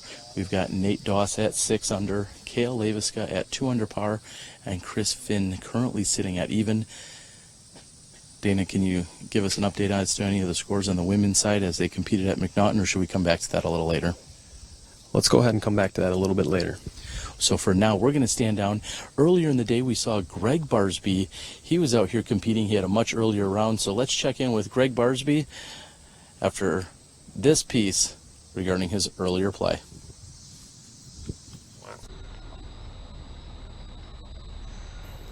Caught up with Greg Barsby. And Greg, tell us a little bit about your opening round here at the Ledgestone Insurance Open.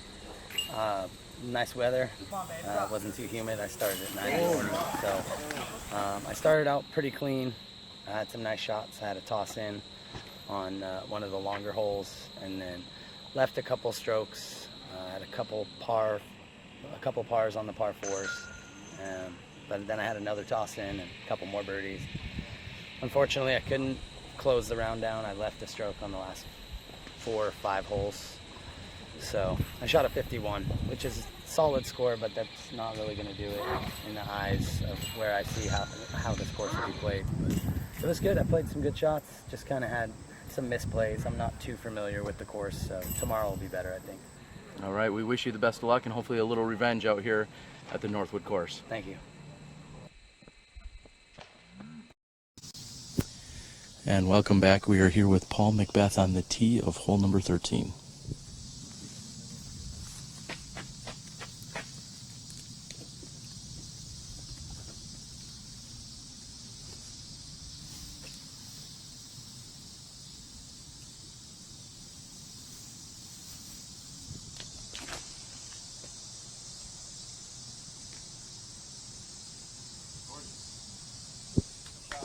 And a great shot here by Paul McBeth, very controlled into the center of the fairway.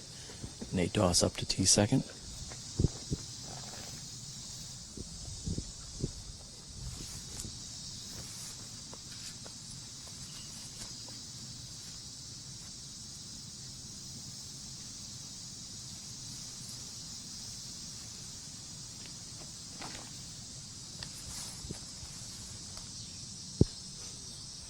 And Doss looking to duplicate the efforts we saw by McBeth. He's still in the fairway.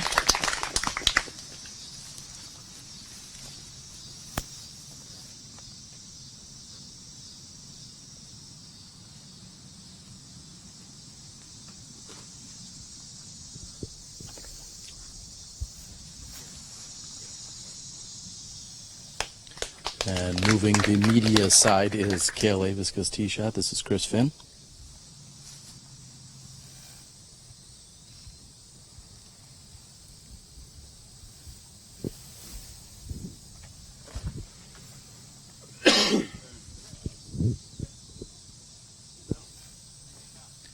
And flipping up and heading toward the hazard is Chris Finn's fourth drive here as we move off the tee. And as we head down the fairway here on hole number 13, I'm also going to catch up with none other than Batman. I think there was a signal out there somewhere, and he showed up. I'm joined by Dutch Napier of Team Prodigy. Dutch, you were out here very early this morning. Just worked in Gotham all night and then just showed up right away. Didn't even... Yeah. No rest, nothing. No, not very much rest. No, actually, I went to bed early last night and got out early this morning. First tee time, fired off of 52, so not bad. I'd like to have it in the 40s, but you know, a couple mistakes I can clean up tomorrow and hopefully get down in that area. Do you feel like there was any different weather conditions? Of course, the grass had to be a little bit wet out here, but any other significant weather conditions as opposed to what our featured card is playing in right now? No, it wasn't too much different other than, like you said, the water on the grass. You know, cleaning off towels and grip, you know, was an issue a couple of times, but for the most part, it was pretty still winds, so they might get a little bit more wind than we got early this morning. Well, it sounds like things went a little smoother for you than the cellular signal is going for us out here. We're doing our best to bring in everyone as much coverage as possible as we're moving down the course. Hole number 13, this par 4, measuring in over 600 feet. What was your play here?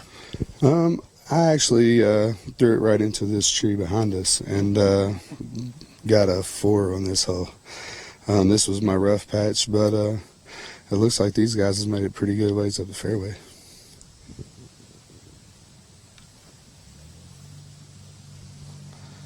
Cale puts it close. He put it right on the pole. It looks like they're well over 400 feet up the fairway, so they got about 200 to go probably. Currently we're seeing Paul McBeth at 8 under par, Nate Doss at 6 under, Cale Leiviska at 2 under, and Chris Finn at even.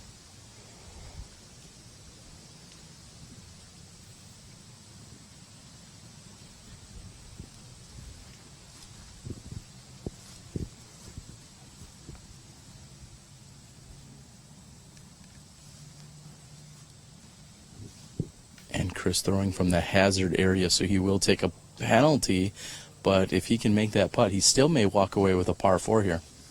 Yeah, 4 is not a bad score on this hole, especially, you know, it's low ceiling and hard to get up and down the fairway.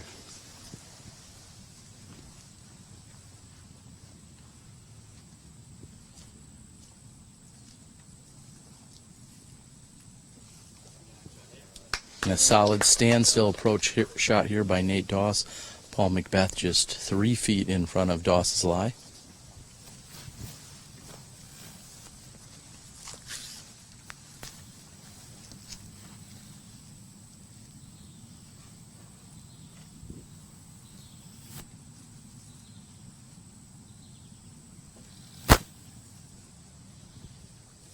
And McBeth, what I believe is a P2 standstill approach shot. He's going to find himself a little bit short and left. Yeah, him and Nate both had putter up shots. It looks like they both put them pretty close and don't see much trouble with getting a birdie 3 here. Dutch, we've seen a variety of courses, not just on the Pro Tour, but throughout the entire year, obviously out there on the PDGA Tour and beyond. When it comes to style of courses, what do you feel is your favorite? I like the tight woodeds, fairways, and some fast greens to where I putt real well. So hopefully, whenever I'm putting good, that those fast greens really play in my favor. Well, certainly a dichotomy of courses out here today and this weekend. We've got Eureka, which is relatively long and open comparatively to what we're finding here at Northwood, which has a much tighter set of alleys and lanes that people must hit. Here's Chris to save his circle 4, some may call a penalty 4.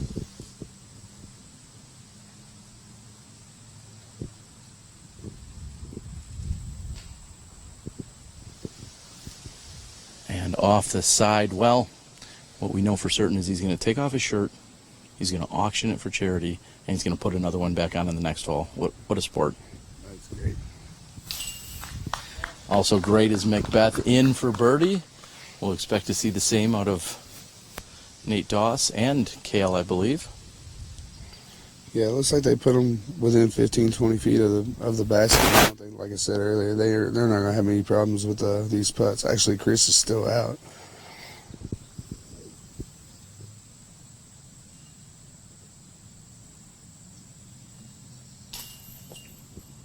And Chris's struggles continue here. Just in and out here on hole number 13.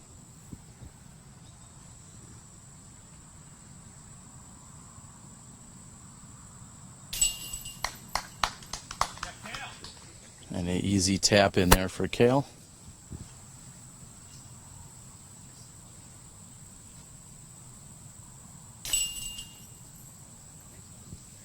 We're going to have a brief walk over to the tee of hole number 14. We're glad you're tuned in watching the 2016 Ledgestone Insurance Open presented by Discraft. We'll be back with you after a few words from our sponsors.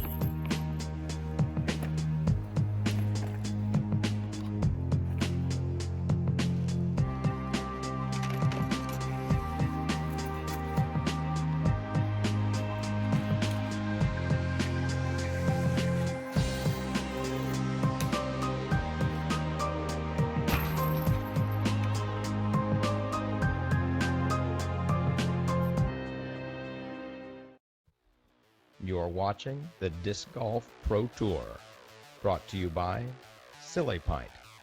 Life is better, silly. And by Legacy Discs. Play with confidence. And by Darn Tough Socks. Guaranteed for life. No strings attached. And welcome back here to hole number 14, measuring in at 321 feet. This is a somewhat congested area where the tee of 14 is no more than 100 feet from the tee of 15, and our last card here has elected to just stand down and wait for the tee shots to take place on 15 before they throw. And in the meantime, as we look at the tee of 15, we'd like to thank, of course, Zucca Karts. Head over to infinitedisc.com and become a subscriber to their website. There's a way to win not only a $50 gift certificate each day during the competition, but also you could win a Zucca cart. Nate Sexton had teed a moment ago, and Ricky Wysocki lining up a forehand here.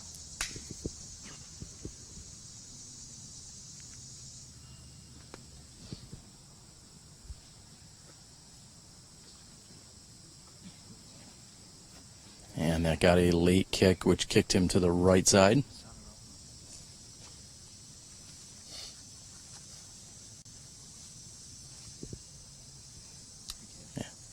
again, the Infinite Disc promo code for this weekend is 10% off, and the code itself is, in fact, Pro Tour. So that will get you 10% for the weekend. Please go check out infinitedisc.com.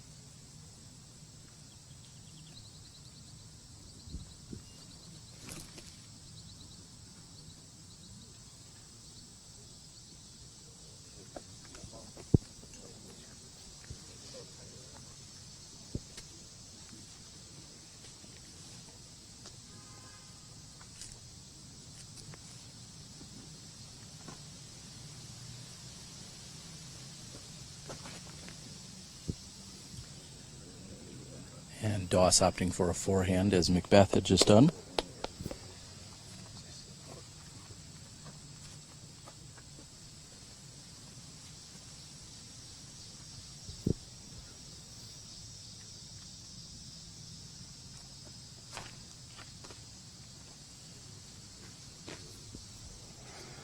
Looks like Cale's played one probably about 35 short of the pin from there.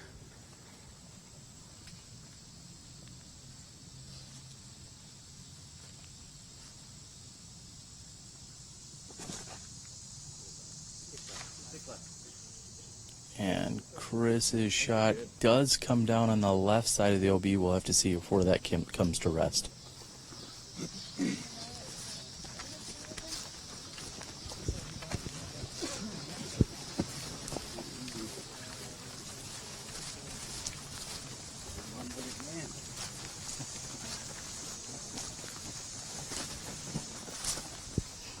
And a clarification a moment ago there, Dutch, we were talking about InfiniteDisc.com. They've been a great supporter. They were a supporter last week, of course, a supporter of the Pro Tour.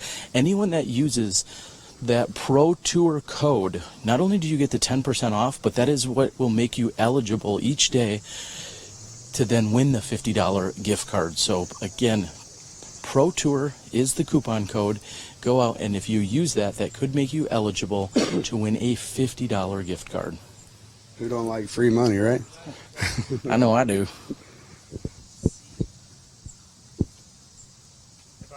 be safe, I would just play where I'm at. Yeah, that's what I would do. Yeah, they're talking about getting relief here, and you don't get any from the hazards, but from OBs you do. But this is not an actual OB.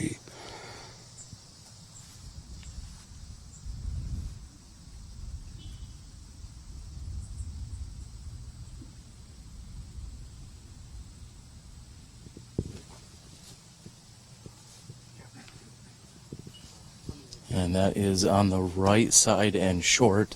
And really the place you do not want to be here on this hole is short and right inside that tree. There's just, not only does a disc never come back out of there, but it's very obstructed between him and the basket. Yeah, if you get him on that tree, you're definitely you're not looking at the green, you're looking to just get out and pitch back around, and hopefully that you can get in shape to make your next putt. I actually went long here off the top of the basket from about where Nate's at, actually.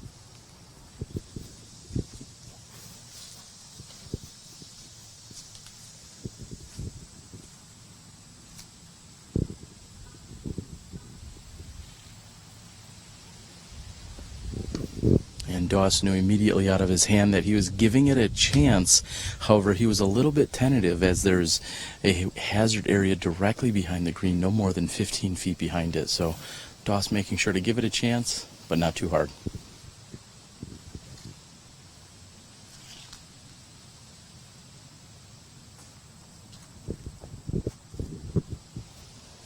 And Cale from inside the circle 2 range.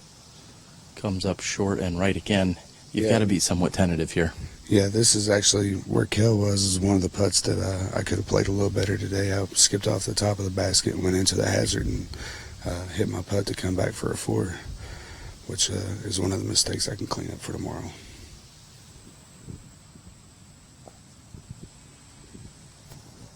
And after an approach here by Chris Finn, it looks like McBeth is on the right side here of the tree line. He will have an obstructed putt, but if anyone can reach out, Paul McBeth's one of the best. Yeah, if anybody can make his putt, he's the best in the world.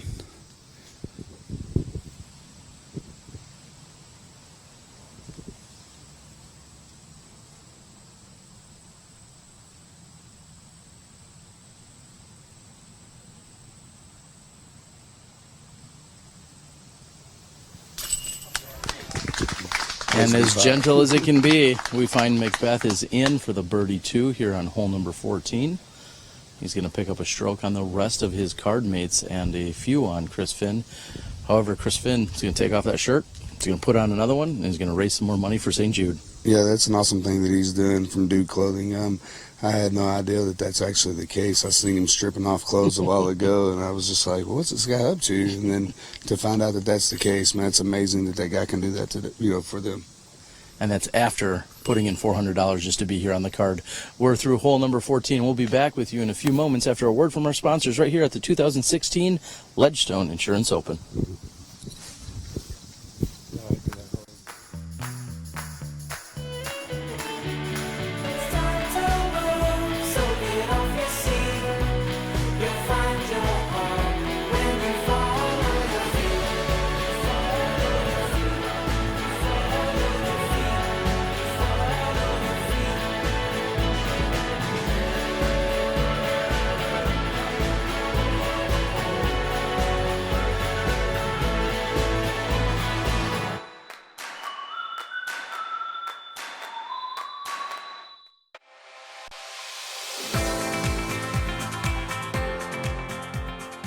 For me, it's time with my friends. For me, it's a walk in the park. For me, it's my job. Go in. Oh. For me, it's all about the exercise. For me, it fits into my busy lifestyle. For me, it's my passion.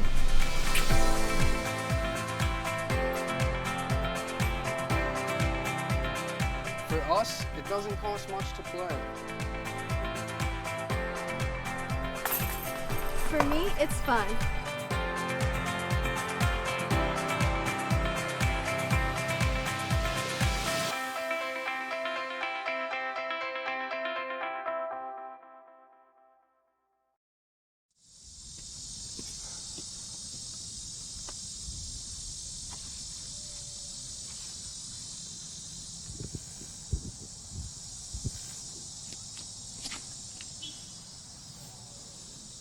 And Paul McBeth hits a tree on the right side and carries left. I'm going to thank Dutch for joining us. In a few moments, we'll have Dynamite rejoin us here in a moment.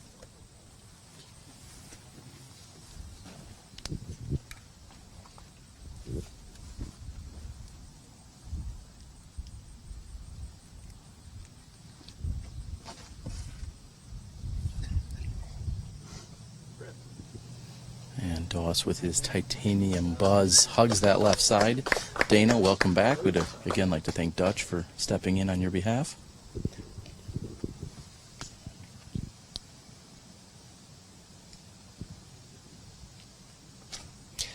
It's good to be here and good to be heard.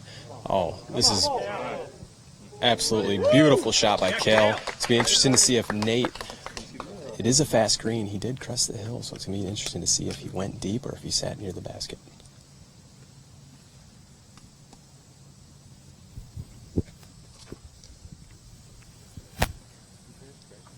And Chris gets over on it a little bit, but he does have a beautiful dude shirt on, the white aqua. If you are interested in it, please head over to the Facebook page and make a bid. But Here we are. This is a great little par 3. We've got a low ceiling, so you've got to throw a disc with a lot of glide and trust that it gets there, or you got to throw a disc hard. And we kind of saw Doss throw his disc a little bit hard. It crested the hill. We do have a very fast green going down into the woods. Cale, on the other hand, threw one of his many M4s, floated it a little bit more, and I think the result is going to be somewhere right inside of circle 1. But nice little par 3 before we get to the real meat of the back half of the course. Holes 16, 17, and 18 are tough. 16 is a beautiful par 4, 17 super challenging par 3, and then 18, of course, is one of the classic holes here in the Greater Peoria Open. Big downhill shot, finishing uphill. And it looks like Paul is just inside of circle 2 here.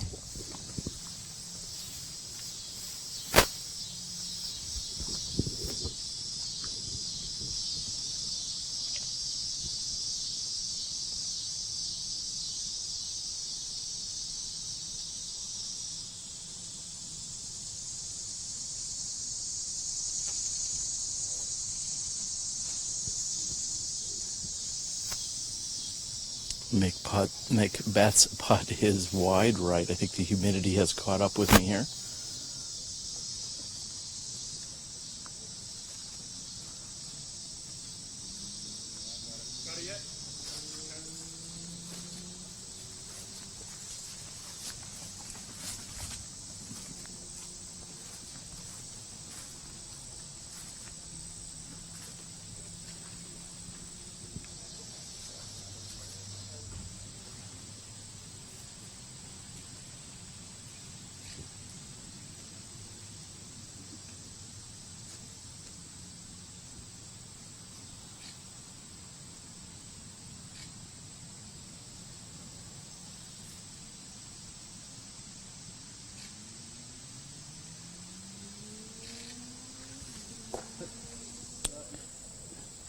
And from the far right side, we see Chris Finn throw his approach shot. Maybe in the next few holes we'll have a chance to catch up with Paul McBeth's caddy. Hannah Croak is on the bag. She'll have some incredible insight for us after a long week at Worlds. This is McBeth to save his 3.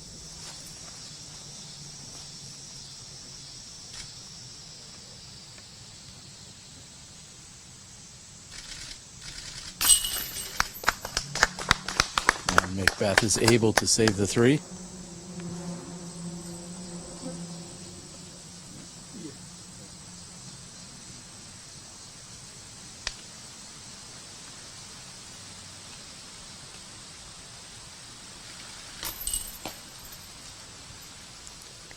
And Leiviska's effort is low.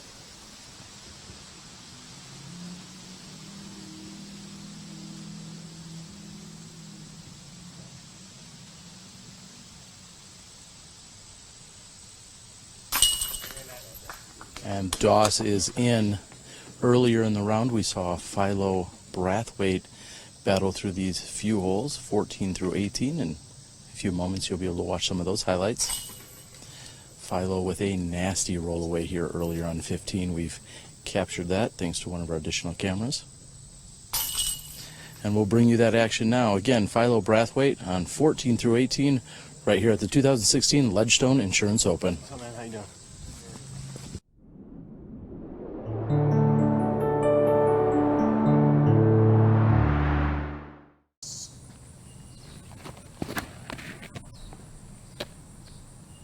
Stable again. Might be a putt. No.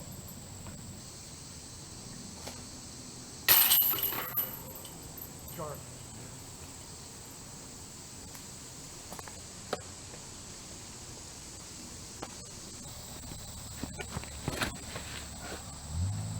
Get down, dude. You're way too high. Get down. Get down. Get down.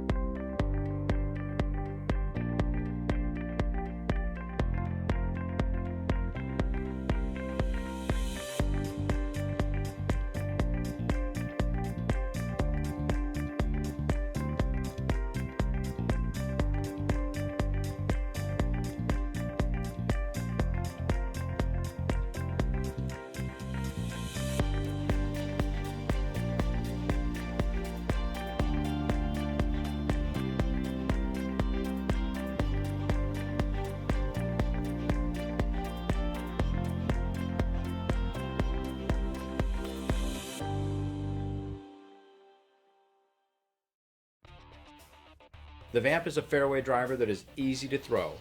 With speed, it has amazing glide that will stretch your distance to its maximum. Players with good control and arm speed will love this disc as a go-to roller. Newer players will love its forgiving flight characteristics. This is a disc where if I put this out hard, have it sit up, ride that ante line, and not give up. For the most part, just throw it nice and flat and it'll go to the right for you just like you want it to. Another shot I like this for is throwing a roller. Get it maybe slight ante angle, it's just going to keep rolling over and finish nice and strong. You will absolutely love the Vamp's glide and ability to fly far at low speeds.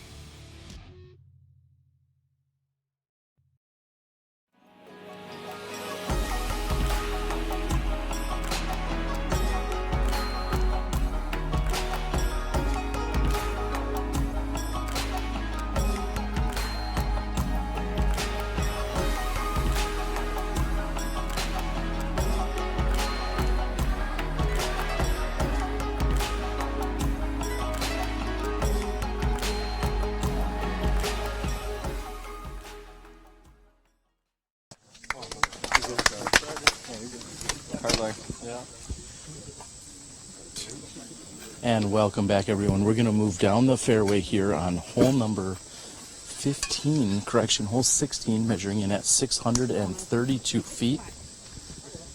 We're also going to catch up with Matt Kruger from UDisc in a few moments. We'll get some insight from him.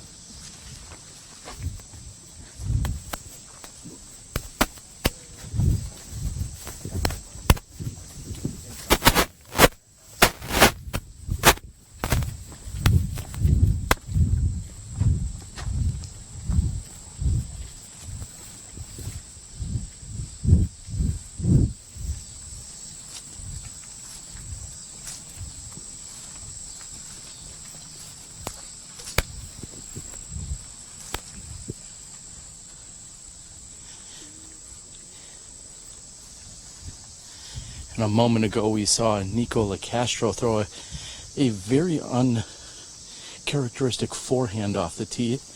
We'll wait for his approach shot here.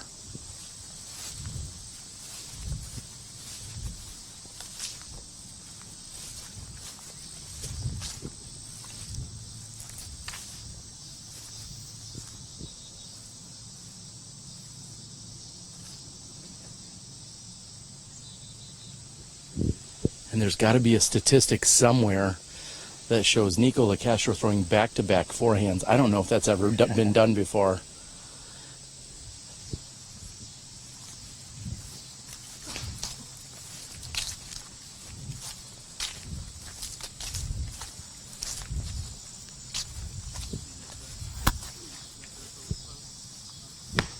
This is, in fact, the third to last card that went off on the day. We've got Big Germ Colling throwing next.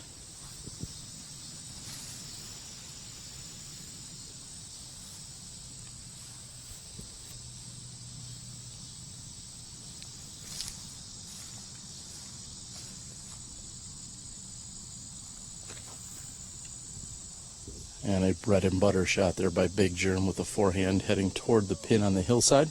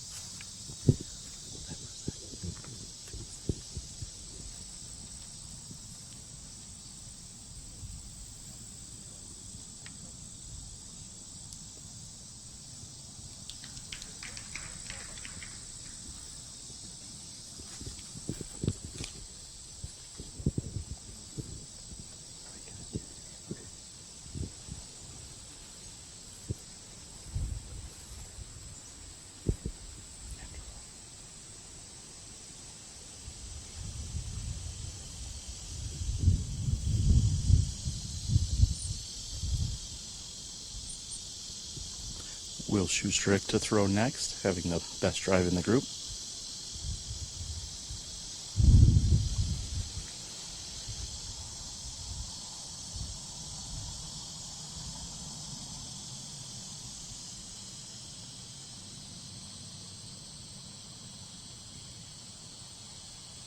And Schusterik's forehand is caught up by the wind and pushes hard to the right. As they move down the fairway, I'm going to go ahead and catch up with UDisc very own Matt Kruger. And Matt, as a few months ago we were out here talking about UDisc, it was kind of introduced to the world in terms of the live scoring app and just all the amazing things that you guys were doing dating back to the Vibram Open and beyond. It's been quite the road. Yeah, it certainly has. We've learned a lot along the way, and the thing that we've learned that's the hardest is actually getting people to staff all the individual cards to keep score. So we've been trying to pre-recruit people, and if anybody's in the Peoria area, we'd love for you to come out and help us this weekend. Well, you talk about having as many as 40 volunteers. Someone like Melissa, who I ran into yesterday, she was out there yesterday filming the skins match, which is something new that you guys have added recently. But then she was here this morning for an entire round and then back out this afternoon. So Yeah. we could always use the scores, and it's pretty easy to do. Oh yeah, so one thing I want to clear up is that nobody's actually entering any statistics. So the scorekeeper's job is pretty simple. They don't have to know what a green hit is or what a fairway hit is. All they're doing is telling us where the disc landed, and then the code does the hard work to figure out what the stats are. And what's even, to follow that up, what's even crazier is you don't even enter literally a number. You're not, at no point are you entering in a 2 or a 4 or a 6 or anything like that. You're simply stating where the player where they have landed, and then essentially where the next shot is.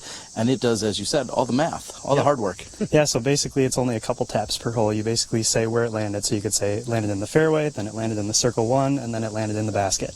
That's it. And then from that we would know that that's a 3. And they also enter how long the putt was. So that's all they have to do. And a few weeks ago, when we were at the Minnesota Majestic on the Disc Golf Pro Tour, we had also had a skins match thanks to our friends over at Vision Quest. And then last night, Dynamite Vichy, along with the top 4 women in the world, were doing a skins match, and we were able to live score that again. So you guys are certainly moving and evolving. Oh, thank you. Yeah, that was an interesting one. We had about 20 minutes to set up the cards because we weren't sure that we were going to be able to do it, and we got it going, and we got it all done, and we had a great volunteer who kept score, and it looks really good. So we were able to show off the code we wrote to support skins and the payouts that go along with that. Well, thank you for everything you guys are doing. They, of course, should check out udisclive.com for all of the up-to-date information. If you want to know where someone is or how they're doing, simply go out there, follow along, download the app, do whatever you need to do. Yep, yeah, I'm actually scoring for the featured card right now, so it's been pretty fun to watch Paul shred the course so far. Let's hope that continue to see more of that. All right. Well, our third card is going to be clearing off this hole in just a few moments, and then we're going to be able to catch up with the second card, and then, of course, the featured card. We'll try and get back into position. It seems like cellular signals, it's cooperating a little bit more here on the back half of the course, and we love to see that. Yep, yeah, AT&T's working okay for me, but I don't know about the others right now. All right, we're going to get back to the action right here on hole number 16. And we'll see if we get into position. It's going to be very difficult as our cameras are going to be pointing straight into a very dark area. We see Ricky Wysocki and Nate Sexton, the predominant forehanders here. I think we're going to see that as they're trying to shoot out of this very narrow tunnel-like area into the much wider open space. This hole is perched on top of a hillside, more than 600 feet away. This is considered a par 4.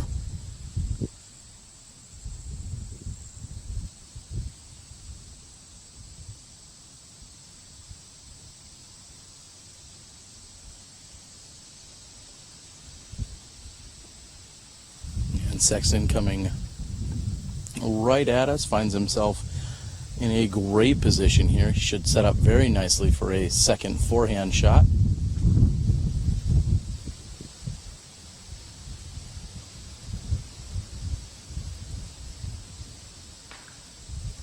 And Ricky Wysocki, wow, I'm almost in disbelief as he went with what looked to be a backhand roller, trying to bite off a little bit more of his tee shot than was available to him.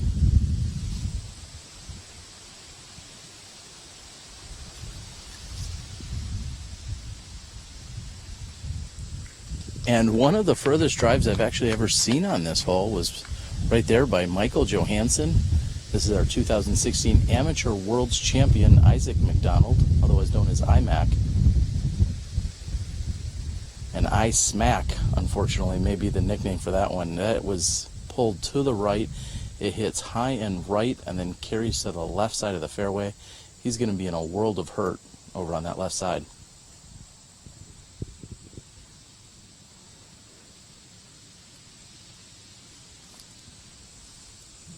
We would like to again thank InfiniteDisc.com. Go out to their website and use the promo code PROTOUR. Any purchases made today will then make you eligible for a $50 gift card. All you have to do is go out and make a single purchase using PROTOUR. Not only will you receive the 10% discount for your purchase, but you will also make yourself eligible for a $50 gift card.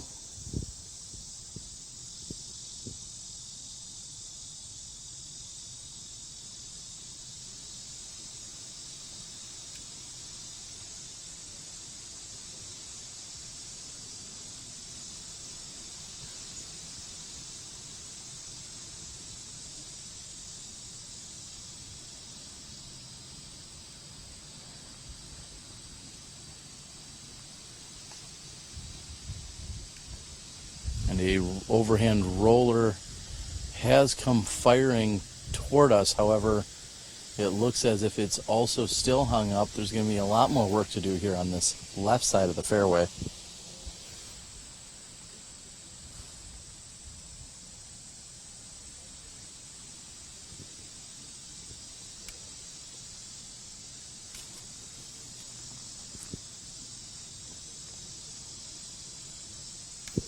While you're out on InfiniteDisc.com, you can pick up yourself a Ledgestone Edition fundraiser disc. They have holding a number of limited edition items here for the Disc Golf Pro Tour and the Ledgestone event. Again, InfiniteDisc.com.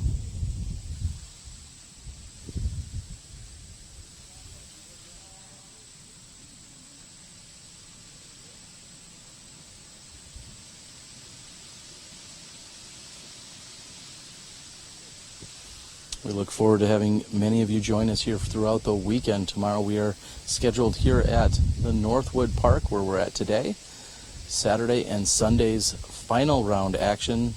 Saturday's afternoon action as well as Sundays will be found over at the Lake Eureka temporary course. That is a course that has undergone a few changes since we've seen it last year for this very event.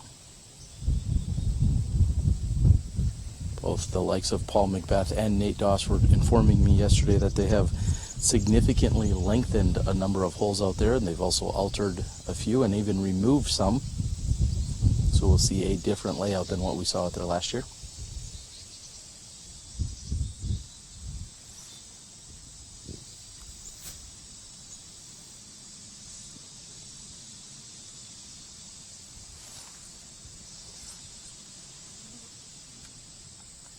And the entire card all inquisitively looking upon as this errant shot is providing plenty of challenge here for IMAC.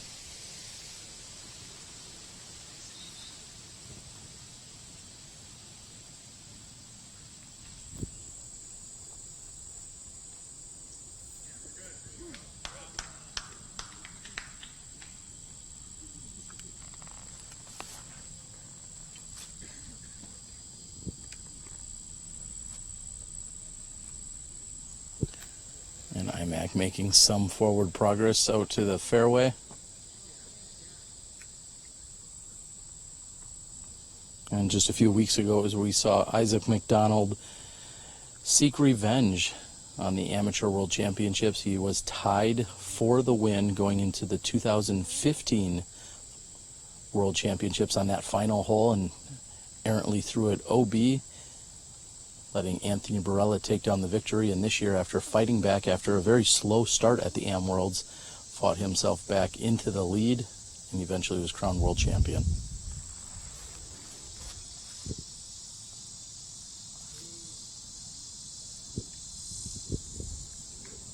And a solid shot that's going to leave him with a very long putt, possibly still an approach from there.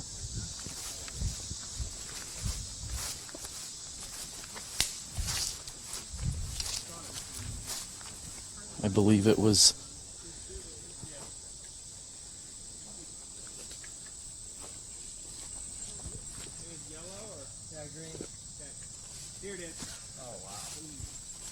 and Waisaki's second shot is still off of the fairway. I can't even say the fairway's edge. Looks to be at least 20 maybe 22 feet on the left side.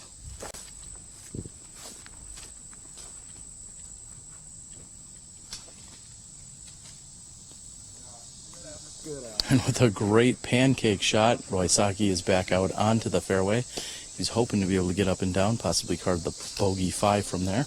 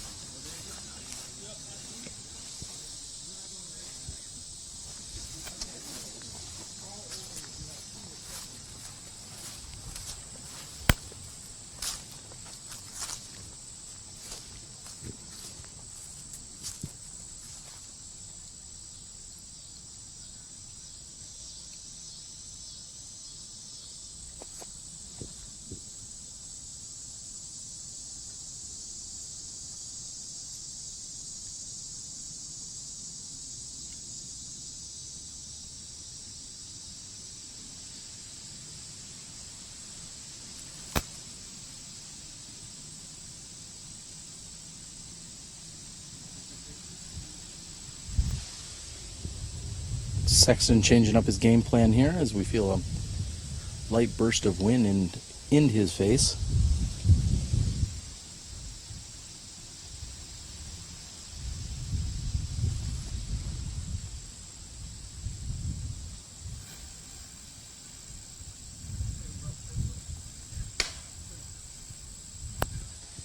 And Sexton should be very pleased with that effort, finding himself inside the circle for that birdie look.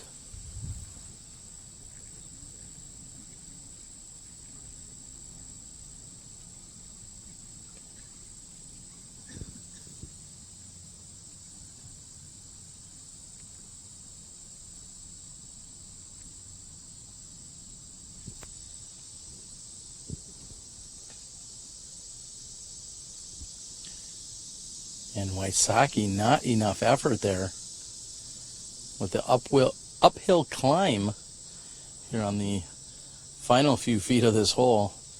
We'd like to thank Ricky Leiviska, though, for stepping inside the Smashbox, joining us on our live podcast last night. We'd also like to thank Nate Heinold and his recently finished off Cinema Room, which was our location for that. Nate Sexton also was able to join us momentarily. And Michael Joe seemingly bored with this as he's put himself up there what looks to be a birdie opportunity. Michael Joe playing this hole as flawlessly as you can with a huge drive, a solid approach, and what looks to be a very short putt here for the birdie.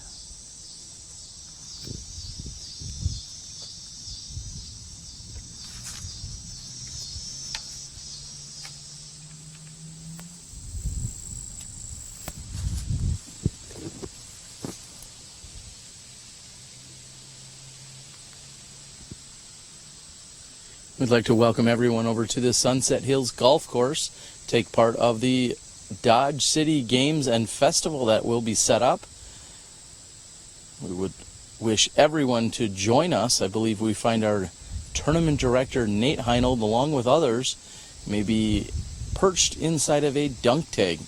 So more money to be raised for St. Jude Research and Charity Hospital. Chris Finn doing his part here today, not only donating $400 to find himself on the featured card, but then also sporting a different shirt on all 18 of the tees here today. If you like the style of shirt, go out and make a bid on Dana Vichi's Facebook wall. He'll be raffling or auctioning off all shirts shown today. And after a very lengthy wait, Nate Doss smashes a tree on the right side. It doesn't seem to as if it's carried quite as far as we saw by Isaac McDonald. But Nate Doss iced here during a very long wait here on the 16th tee.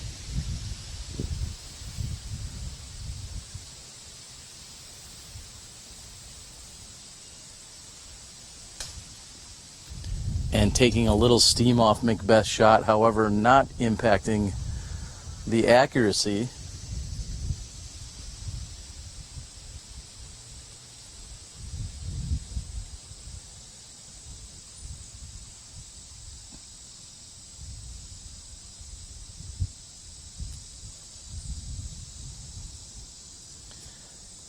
And Cale, with a mid-range, finds himself in the center of the fairway. A perfectly placed drive.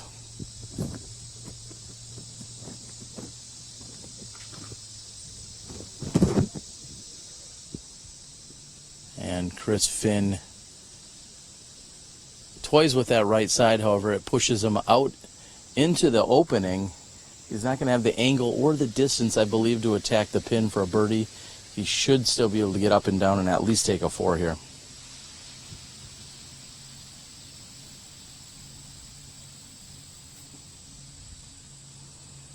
We'd like to thank everyone who has tuned in here today to our opening round coverage of the 2016 Ledgestone Insurance Open presented by Discraft.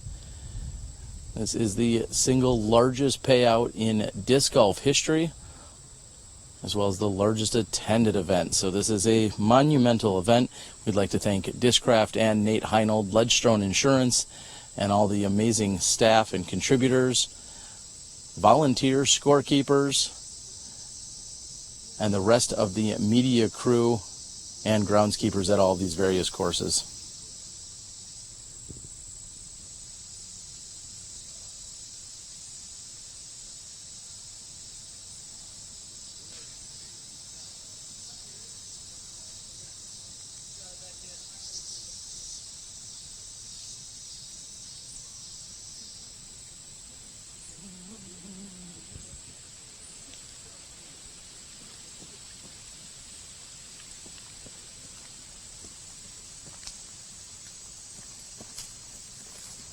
And moving down the fairway, I believe he got a full nap along with a late luncheon, is Dynamite Vitchy. How are we doing today, buddy?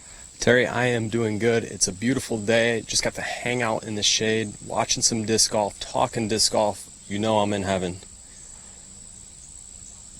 Well, these competitors have come to a screeching halt in these final few holes.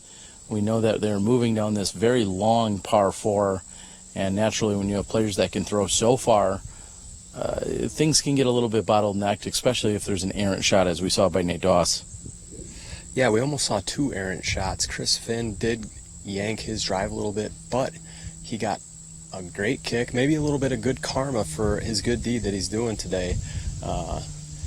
We are auctioning off all the shirts that he is wearing, 9 of them online, 9 of them here in person, and for a silent auction with the proceeds going to St. Jude. So head over to my Facebook page, make a bid, please share my post. We're raising money for St. Jude.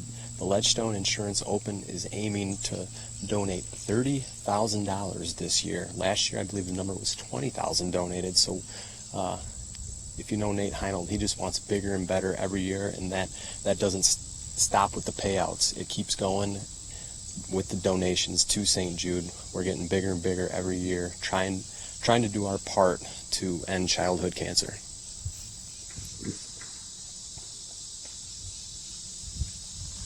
And Dana, we just a moment ago, I had thanked the staff, the volunteers, the scorekeepers, Discraft, of course, Ledgestone Insurance, all of the Disc Golf Pro Tour sponsors.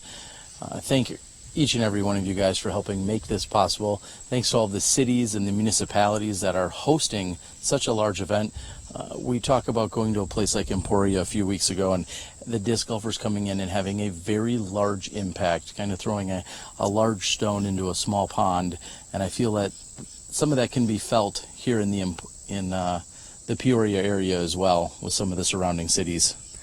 Yeah, most definitely. When 1,000 disc golfers come to town, it definitely makes an impact on the towns that we're playing in. And we're here in Morton. We also are playing in Pekin. We've got 2 courses over there. Sunset Hills Golf Course. Also McNaughton, the famous McNaughton course. Nate Doss going roller here. And Doss's roller gets hung up on this right side. Dana, a few of these players, like we saw Isaac McDonald a moment ago, are just looking to get off of hole 16 and move on. Yeah, I'm flashing back to yesterday with our women's showcase. They did play the long tee here. We saw 3 birdie threes. Absolutely great drives, great up shots, couple nice putts. This card definitely is not going to play the whole 3 under.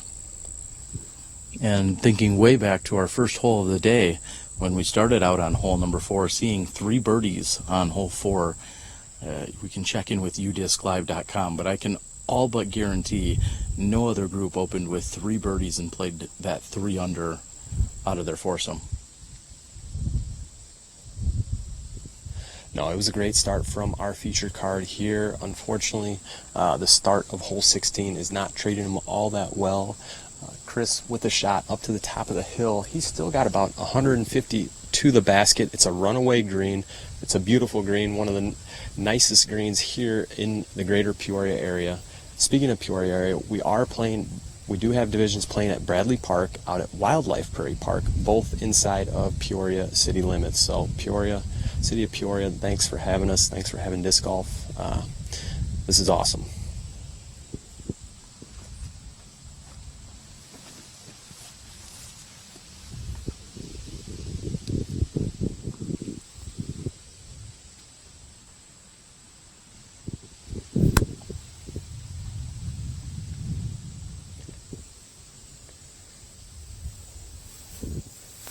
And Cale hangs his upshot out a little bit wide.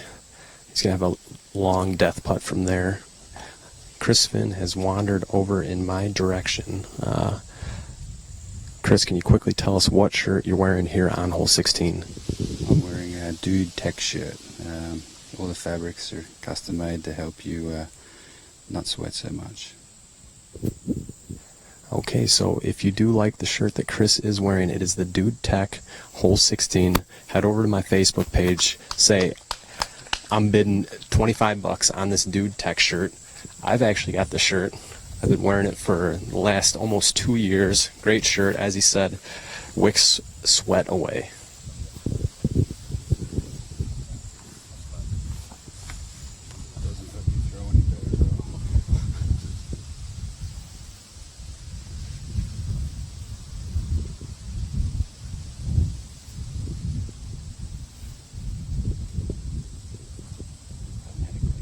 And Chris says that the shirt doesn't help him throw any better. I beg to differ. It's just not here on this course, on the leader card during today's round. If you have that shirt, I guarantee it's going to shave strokes. Yeah, I just haven't had a clean drive since hole 4. But I've had a clean shirt. Clean drives can be overrated, Dana. Yeah, and we've got to hand it to Chris here. He's playing disc golf. He's helping raise money for St. Jude. He's kind of putting his game to the side, changing shirts every hole. He's got a caddy out here, but he's pulling his Zuka cart. He's got a shirt caddy. His buddy Jordy from Australia is carrying a grip bag full of shirts. They're all numbered, what hole he's supposed to put them on. And of course, Chris is pulling his Zuka cart around. They are a sponsor of the Disc Golf Pro Tour. Dana, I know you've kind of coined the phrase, hashtag Disc Golf Rich. If you can roll around at an A-tier event and have a bag of clean shirts because you have a shirt caddy, that's Disc Golf Rich if I've ever heard it. You're darn right.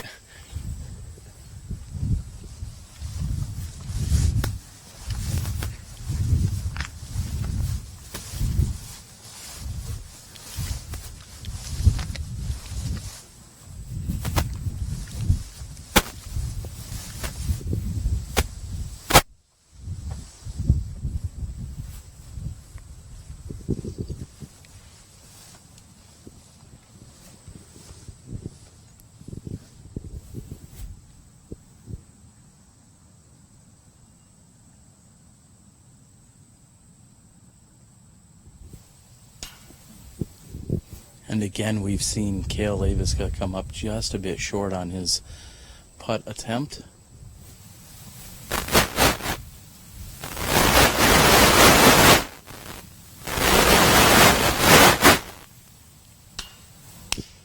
And same result here by Paul McBeth off the front of the cage. Earlier in the day, we saw Jordan Castro as he had a solid round out here. Shortly after the players complete hole number 16, we'll be able to bring you a little footage from Jordan Castro's action.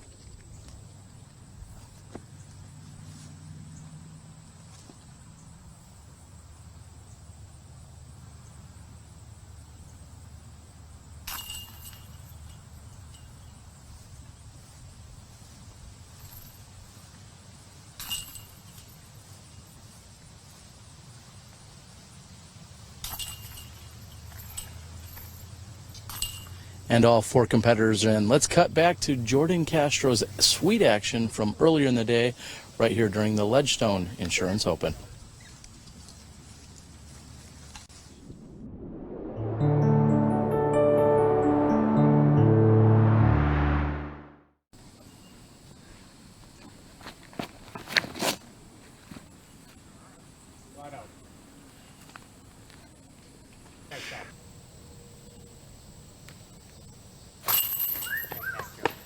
What?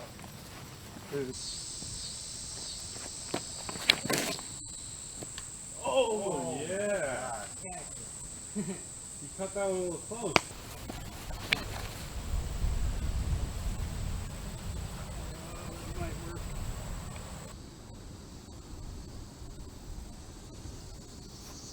Great putt, Castro. Nice putt, Jordan.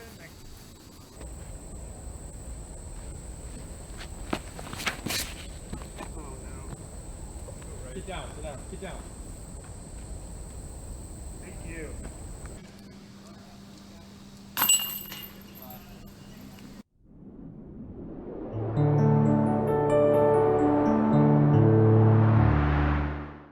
Sun King Discs, established in 2001. Florida's most respected name in disc sports. Official retail merchandiser of the Disc Golf Pro Tour. Currently on tour supporting Discraft and DGA live inventory, free shipping at $12. All orders $19.99, ships in a box, includes single discs, large selection of both stock and collectibles. Check out the website at www.sunkingdiscs.com.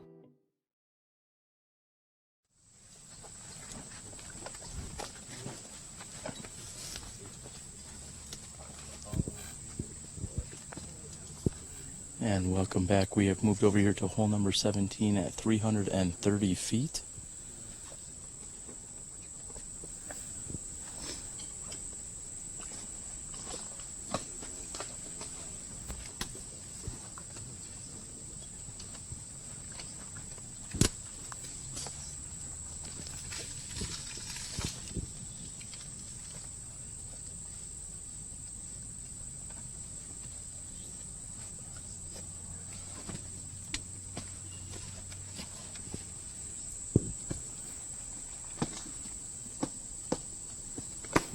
Michael Joe has tapped in.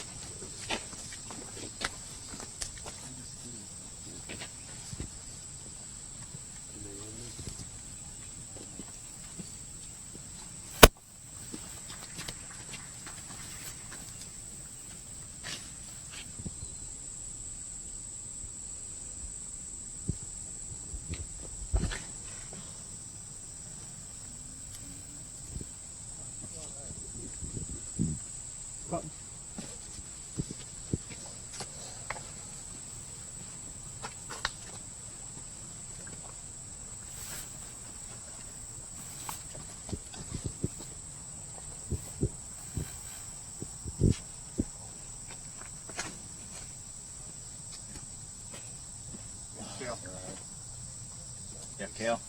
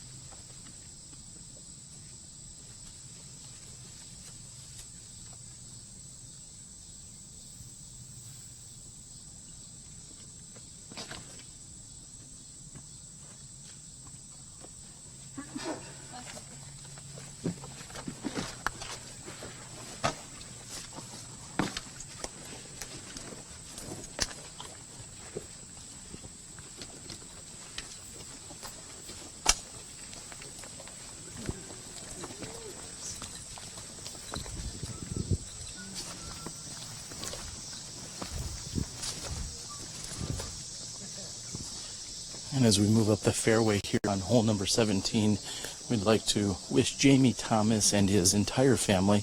Normally, Jamie is an incredible asset to have here on our broadcast, giving us our statistical breakdowns from the West Coast. However, Jamie and his family, being from Louisiana, are experiencing the fallout from all of the flooding and the rain that has come their way. So we know Jamie is still there. And of course, we wish the best for him and his family.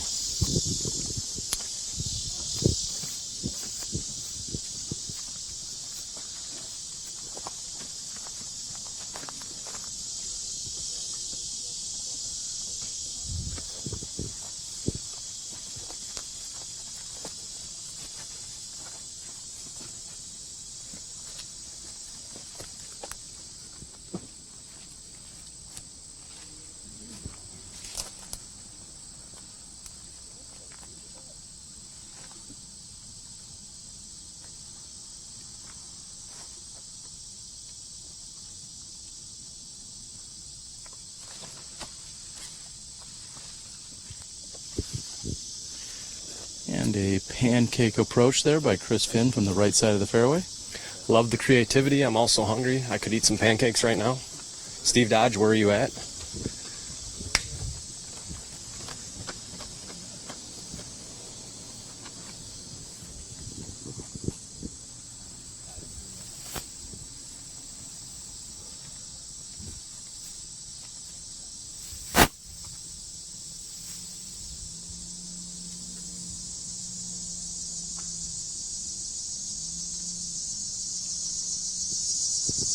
And Paul McBeth reminiscent, just as we were here on Smashbox TV. Last year, Paul McBeth was in a nearly identical spot to Nate Dosh right there and threw his forehand shot into the basket. A few moments ago, I saw him making mention of it to his caddy, Hannah, as she was not here for the action last year. But Paul certainly remembers it just as we do here at Smashbox.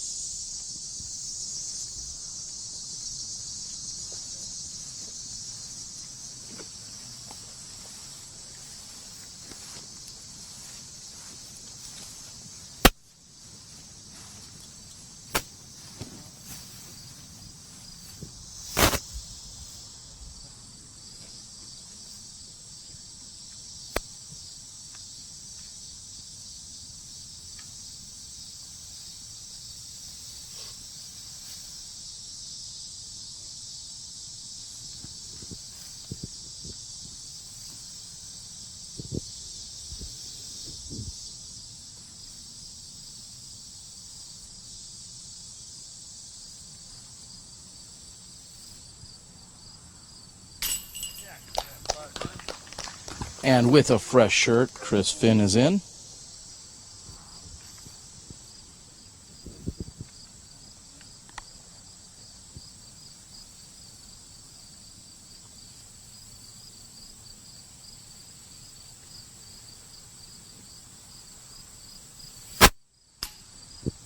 And a rare miss from McBeth at 32 feet, just inside that circle's edge.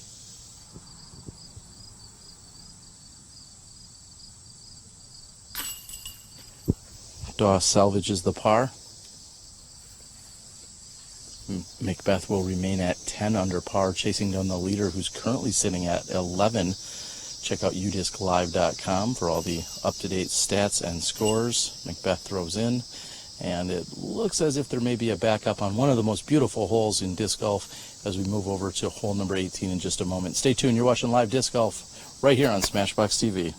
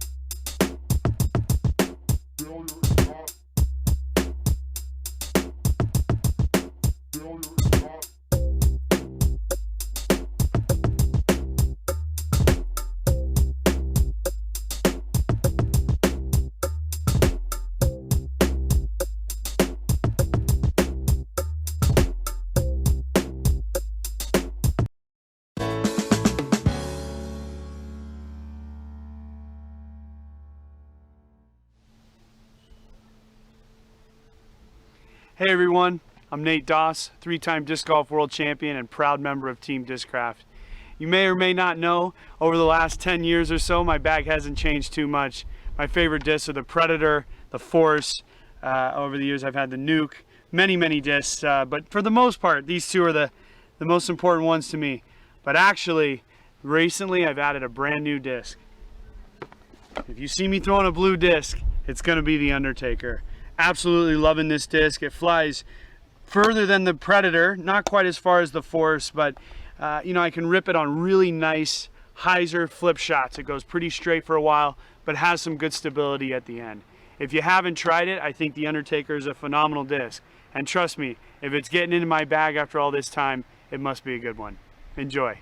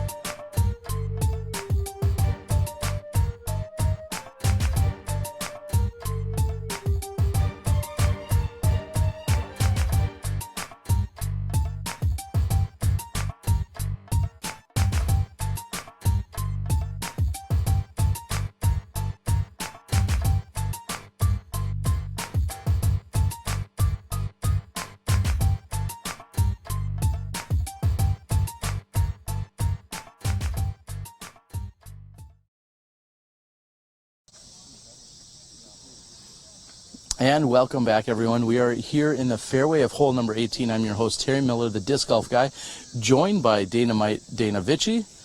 And Dana, it's been a challenging day for a number of people, including cellular signal. Yeah, I'm sure it's been a little frustrating for our viewers, as it is for us, Johnny V, everyone here, trying to bring you a quality show. We're just a little bit behind the 8-ball with the signal here. It seems if the wind blows or one of the cameramen breathes, we lose the signal, come in and out. Not ideal for us, but we are doing our best and doing it with a smile, right? That's what I've got here. This is a perma smile. It's no perma smile that we saw in Ricky Wysocki last week as he was finishing up his last hole or two. He's usually very stern, very serious, and you couldn't slap a smile off his face as he was wrapping up his Worlds last week. I wish I could have tried, but no, perma smile, it was awesome. Rick is, he's having a tremendous year, and capping it off. Not even capping it off. We're still halfway through the season. We've got USDGC, we've got the Disc Golf Pro Tour, we've got what's going to be the most exciting, I think, out of all the remaining events is the finale. Out there at Smuggler's Notch, it's an epic venue. We'll have the final event, and then we'll have the final. So there's kind of like two events in one that weekend, and the last match, $10,000, winner take all. That's some pretty serious coin out there, all right here at the Disc Golf Pro Tour. Dana, we're seeing our world champ, amateur world champ that is, Isaac McDonald. I believe he may still be searching for his disc. This could be a problem. It's a full-on re-tee if you can't find it, but Nate Sexton's walking down the fairway, so I'm guessing that he has in fact been found short of the 3-minute mark that you get. Yeah, and I'm going to assume he's in a tree since it took him a while to find, so he's going to have a rough shot from there. Actually, it looks like he just threw a big forehand over the trees. He's going to be inside a circle two, looking at a jumper. As I said earlier, he's a very confident putter from anywhere. Much like Ricky Wysocki is a threat to make it from anywhere, so is Isaac McDonald, just like his father, Jimmy Mack. But he did have a shot from there. Very lucky he wasn't in the tree, pitching out and then pitching up to the basket. So he's got an opportunity for a birdie. And here's Ricky Wysocki. Let's get back to the action here. Ricky with a forehand lining up on 18.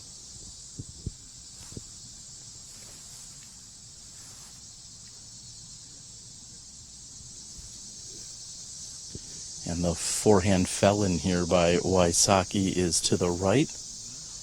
Nate Sexton literally just a few feet from Wysocki's drive. He's got a Firebird in his hands.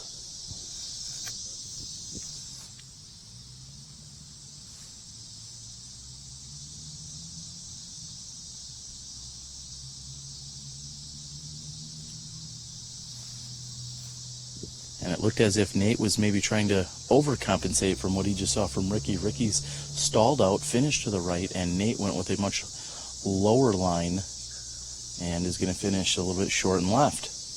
You got any updates on scores for us?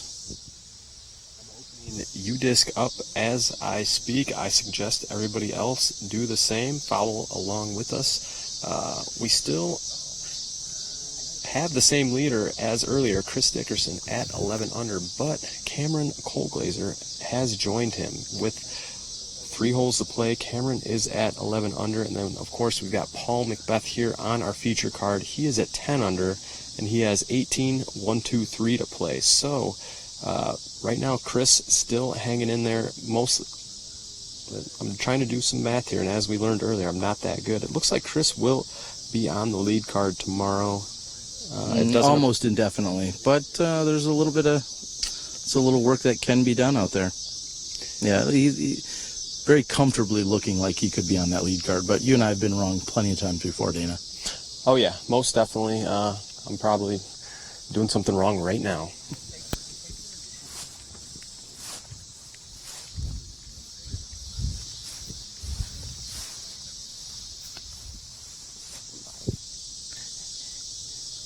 And as our featured card is getting ready to tee, I see Isaac McDonald off behind my shoulder, missing his putt from inside, just inside the edge of the tree. Got a little bit of a roll away there. That should be clean up for him.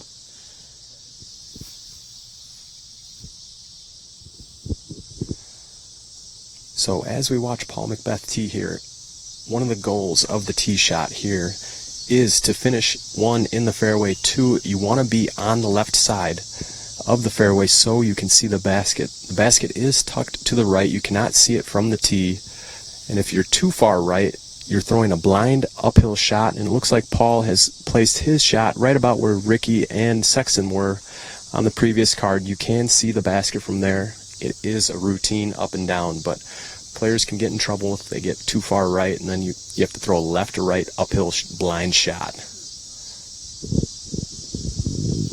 And coming right at us, Dana, we see the second shot, and a moment ago I saw Nate Sexton make his putt for 3. Isaac McDonald taps in for his 4. And Michael Joe taps in as well. Chris Finn's got a new shirt on.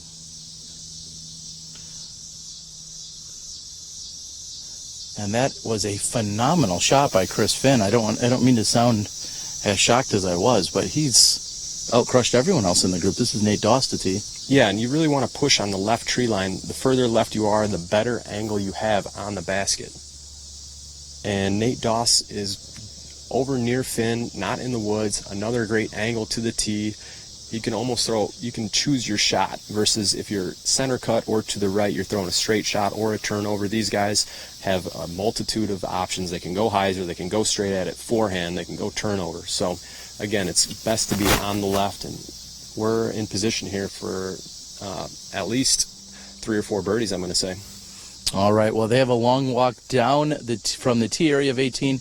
We're going to stand down for just a few moments. After a word from our sponsor, we'll be back in the middle of hole 18.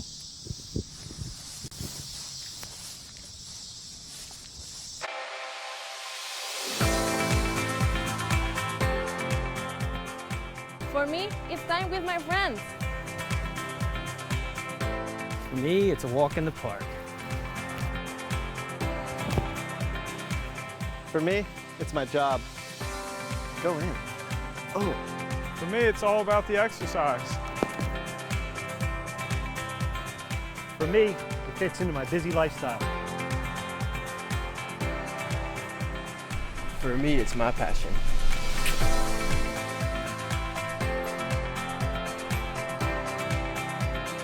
For us, it doesn't cost much to play. For me, it's fun.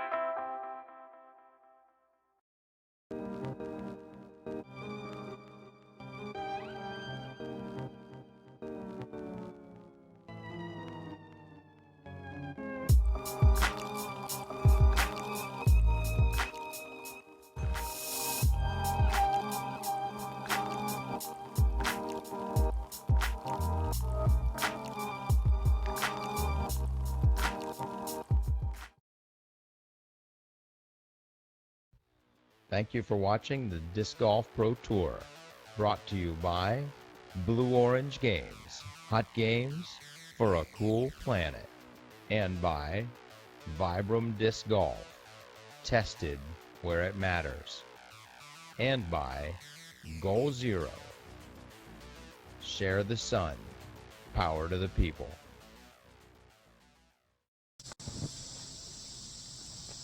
You back here? Yeah.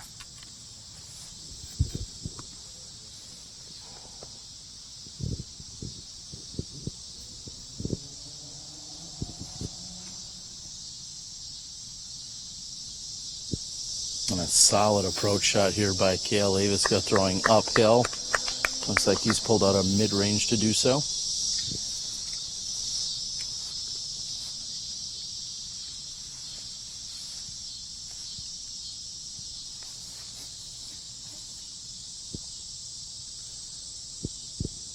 And Chris Finn not putting enough on that after such a crushing drive here on 18. He could have used a little more power to climb up that hill.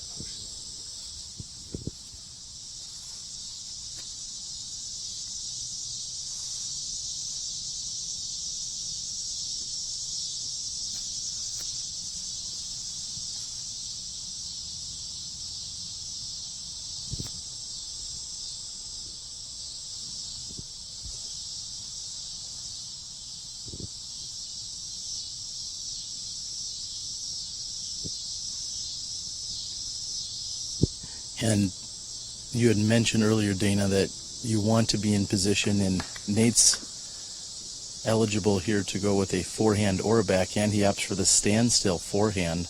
Again, a little bit short. Yeah, he was pinched up on the woods just a little bit. That may have affected his play. Went with the standstill forehand. Good shot. He's going to have to make a putt for the birdie. And for those of you following along on Facebook and bidding on the dude shirts, Chris Finn is currently we're on the hole 18 shirt. It's a Dude Pro Polo Aqua Gray. second, I'm going to go ahead and give a shout out to our current high bidder, Stephen Deering. He's got $30 on this shirt that Chris Finn is wearing. If you want this shirt and you want to help St. Jude, head over to my Facebook page. I've got a live auction going on until 9 o'clock Central tonight. Make a bid, pick out your whole shirt that you want. All the money goes to St. Jude. Help us get to that $30,000 mark. Terry, you going to make any bids tonight?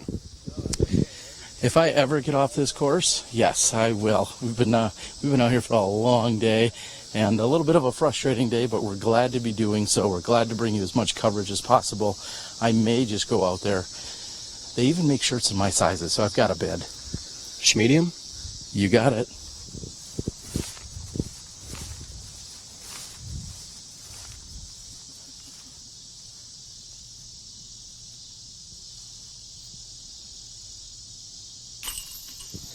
And right side chain, Nate Doss would like to thank Scott Kesey over at DGA for those right side chains here on this DGA Mach X.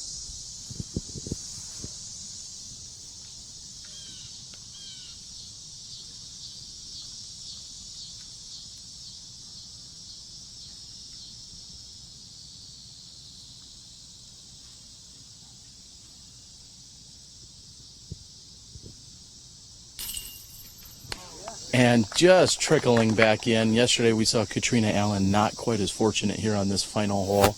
During the skins match, however, Chris reels it in.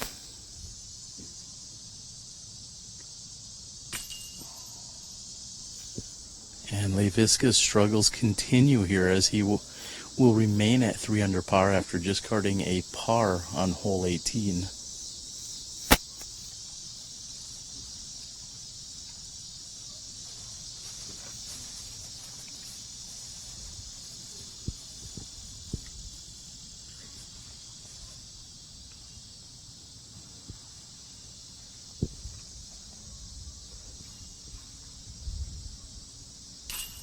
And with that, Paul McBeth pulls himself into a share of the lead. He has 3 holes remaining. Cale's going to borrow a mini from Dawes. And he'll put in again. Paul McBeth now a share of the lead, sitting at 11 under par. They have just 3 holes. We're going to try and catch up with some other groups as our signal only allows us to move over to hole 3's green, and we'll see what we can bring you from there. Stay tuned. You're watching Live Disc Golf right here on Smashbox TV.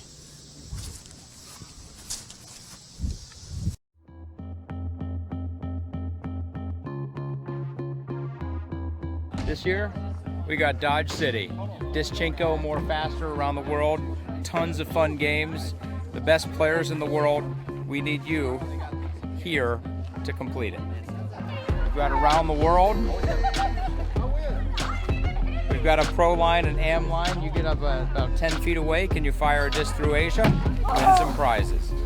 Silly pint knockdown. You get a pyramid of pint glasses. You got to knock down your opponent's pint glasses. Hit the yellow one, lose points. You got a kid that likes to play with blocks?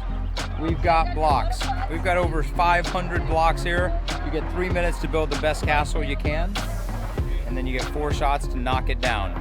Destruction's obviously the fun part. Disc-tac-toe. Or disc-tac-toe. Wow. Oh. Got it. Boom! Who wants some? And that's the games. Bring it on and come on down.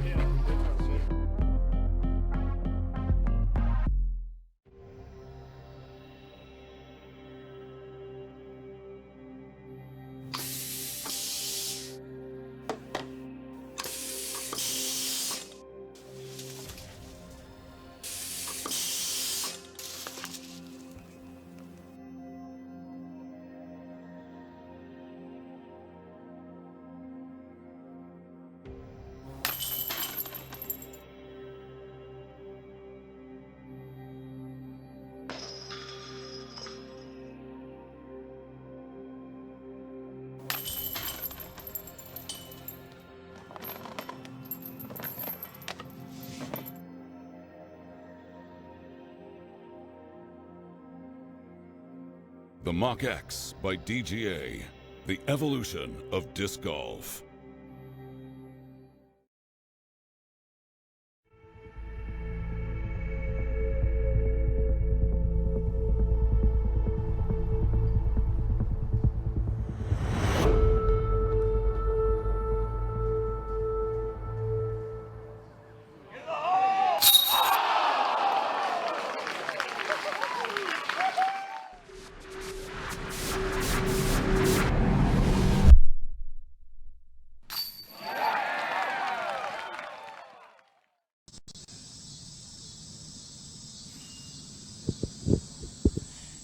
And welcome back, everyone. We are coming in here on what will be the final hole of the day. We've perched ourselves behind hole number 3.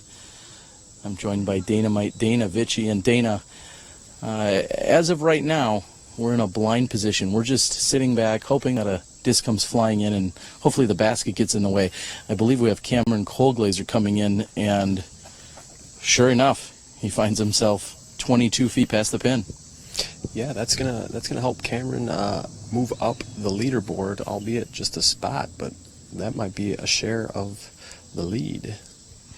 Jordan Castro, I think he's, or I'm sorry, correction, as I was told in my ear, Nico LeCastro here. I was gonna say Jordan's out on Facebook Live somewhere, I'm sure. Oh, you had to go there.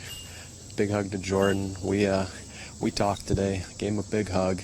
Handshake. We're all good. We're on the same page. And how did old Jordan Castro shoot today? He shot a really good round, an 8 under, currently tied for 11th place. Very solid start, coming off a poor Worlds performance. I believe he had a slight injury that hampered him. Apparently he's feeling better because he came out shooting today. And Big Germ with a forehand coming right at the pin, and I believe I like to call that nestling within 6, maybe 9 feet of the pin. Big Germ's going to finish off today with a birdie. I can't wait to nestle up in bed. It's been a long day. It's been a long week. Today, especially now that we got tournament play, we're trying to go live, fighting with this tough cellular signal, but we're doing our best. We love you Smashies. We love everybody out there for tuning in and keeping in mind we're doing the best with what we've got right now. Look at Germ running up the hill like he's got something to prove. He looks good, though. Yeah, sporting his world championship colors, I believe. I think the blue was a little bit darker when him and Paige Pierce repeated as champions during the doubles. I'm not going to say she carried the team, but she did get an ace.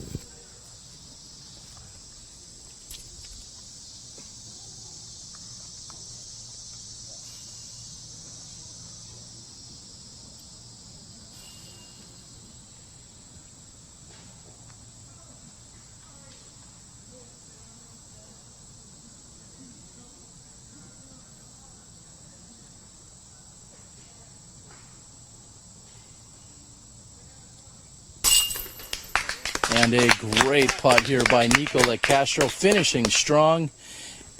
Earlier in the day, we saw him make a very nice straddle putt from his, what I deem the classic straddle. There was the Nico Current, and also effective. Nico's in the clubhouse with another birdie. He's going to finish out his day sitting at 10 under par.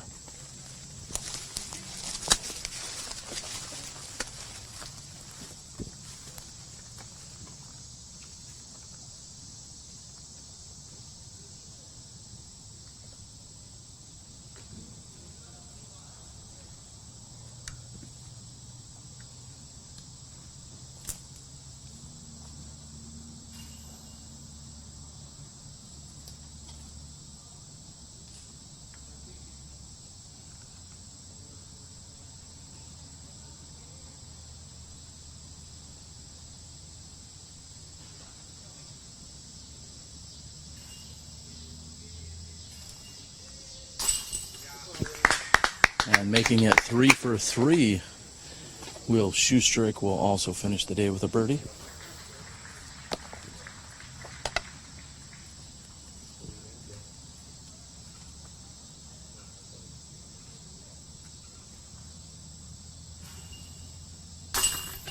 And Colglazer will make it 3 for 3. after seeing Nico and Will put in.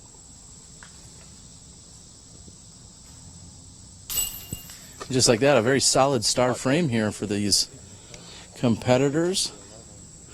Moving off and into the clubhouse, all with a birdie on their final hole of the day. And Cameron Coldglazer, if we do some math correctly, it seems like Cameron may be atop the leaderboard. I'm going to refer to UDisc Live here. If you guys are not following along on UDisc, that in fact does put Cameron into the lead solo at 12 under. We have Paul McBeth sitting at 11 under through 16 holes, and Chris Dickerson at 11 under, and he has finished his round a long time ago. Michael Johansson is looking for a little piece of that lead or being one off, and he's going to do just that. He's going to be in the clubhouse with an 11 under that is going to net him a birdie. Michael Joe with a solid performance out here. Again, Michael Joe within 10 feet.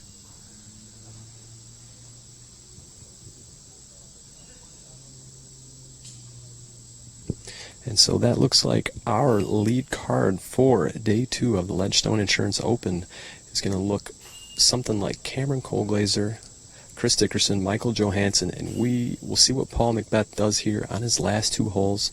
I'm not going to say he's in or out. He could, but if he finishes at 11 under, he will be on our lead card. And Nate Sexton will be last to tee. Sexton throwing a forehand, and he's just a bit off the pace. Sexton currently sitting at 7 under par through 17 holes. And of course, if you're curious as to why in the world we are here on this final hole, hanging out for our other groups, and it's because we are limited by our cellular signal, and we wanted to give you as much action as we could before we close out the day, following the final 3 cards to come in, and just simply not possible to cover what would be their 17th and 16th holes here in this wooded area.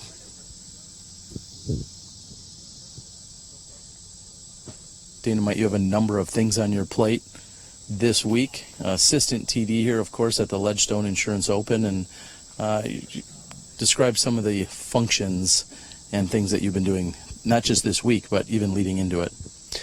Leading up, I've been working with Nate Heinold on a number of things. We've had a number of phone calls, meetings, emails, on and on, but I actually got to town Friday and started working on setting up the Lake Eureka temporary course into Saturday, going around checking courses, making adjustments, filling in where needed, here, there, everywhere. I've driven back and forth around Peoria so many times, it's not even funny. Probably, I'm going to put over 1,000 miles on from Friday until today, probably. And actually, tonight, I am heading to Michigan.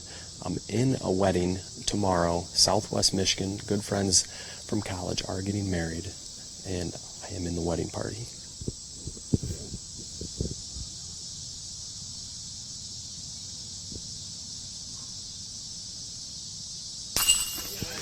And immediately upon release, Isaac McDonald knows that is in. Solid putt here to finish.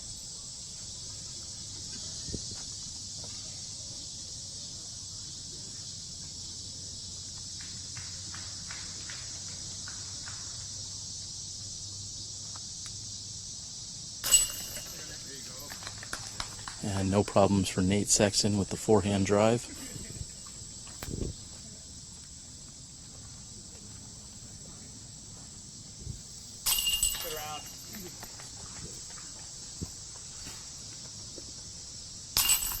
And Wysocki will tap in for his par.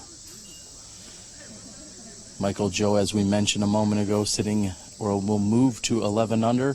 We're going to be back with you in a few moments as we get ready for our featured card right here on hole 18.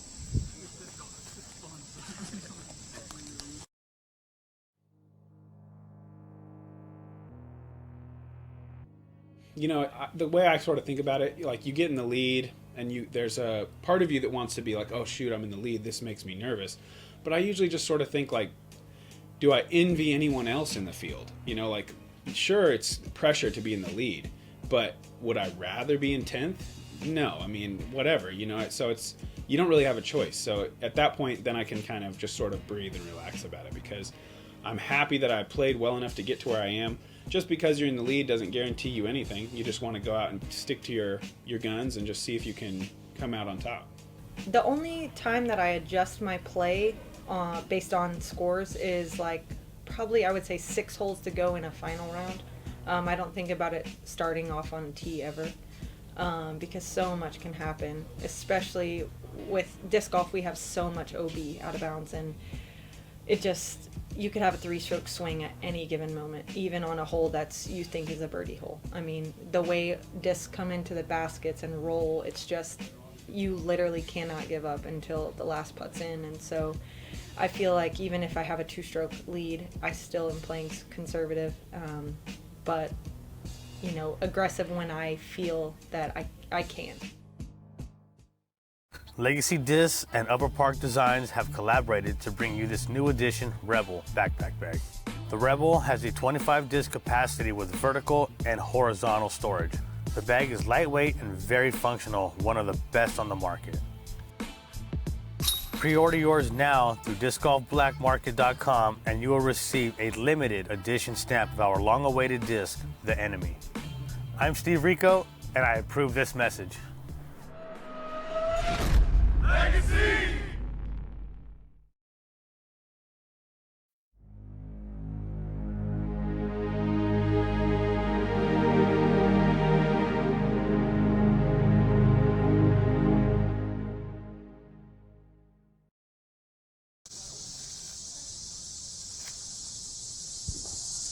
And welcome back, everyone, to our 18th hole during the opening round at the 2016 Ledgestone Insurance Open, presented by Discraft. Before our players get ready to throw their final tee shots, we want to again thank Discraft, along with the PDGA, Ledgestone Insurance, Nate Heinold and the rest of his crew, all of the amazing staff and volunteers, the spotters, all of the scorekeepers helping out with UDisc and UDiscLive.com. Thank you to Matt and UDisc.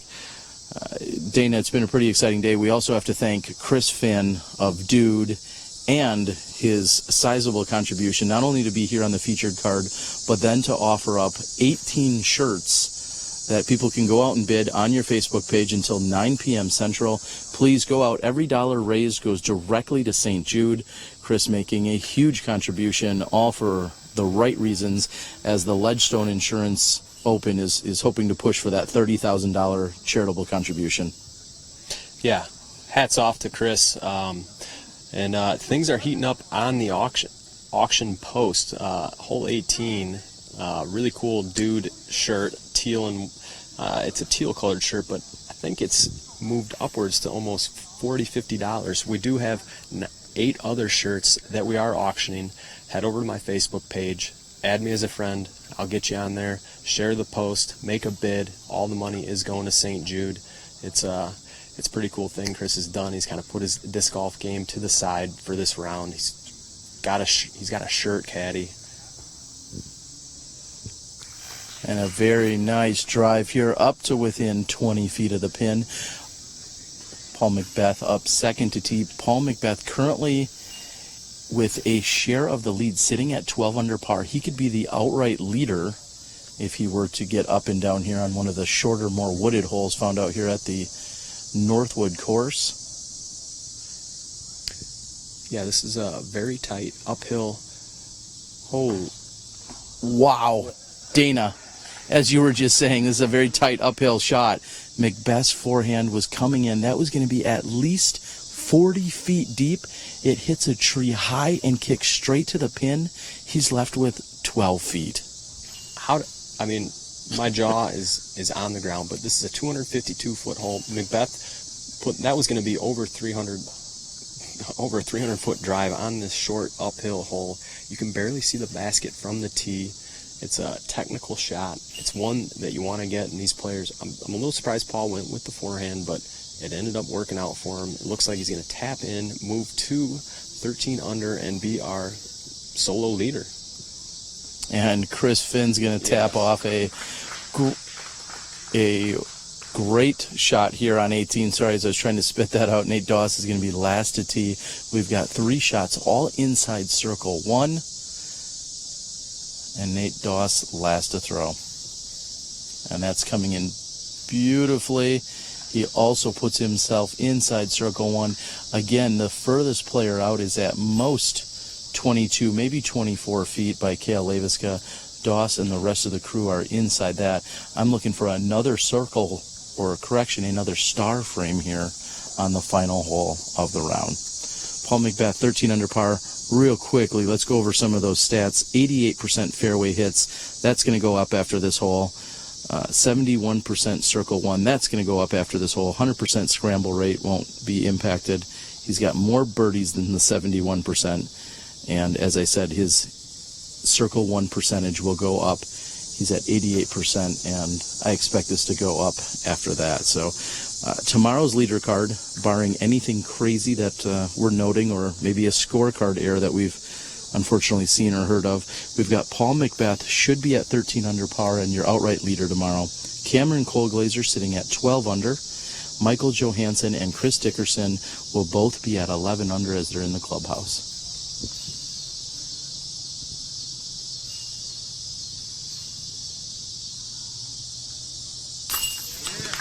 And Cale makes the adjustment from earlier with a few putting woes, finds himself in the basket. Doss looking to do the same.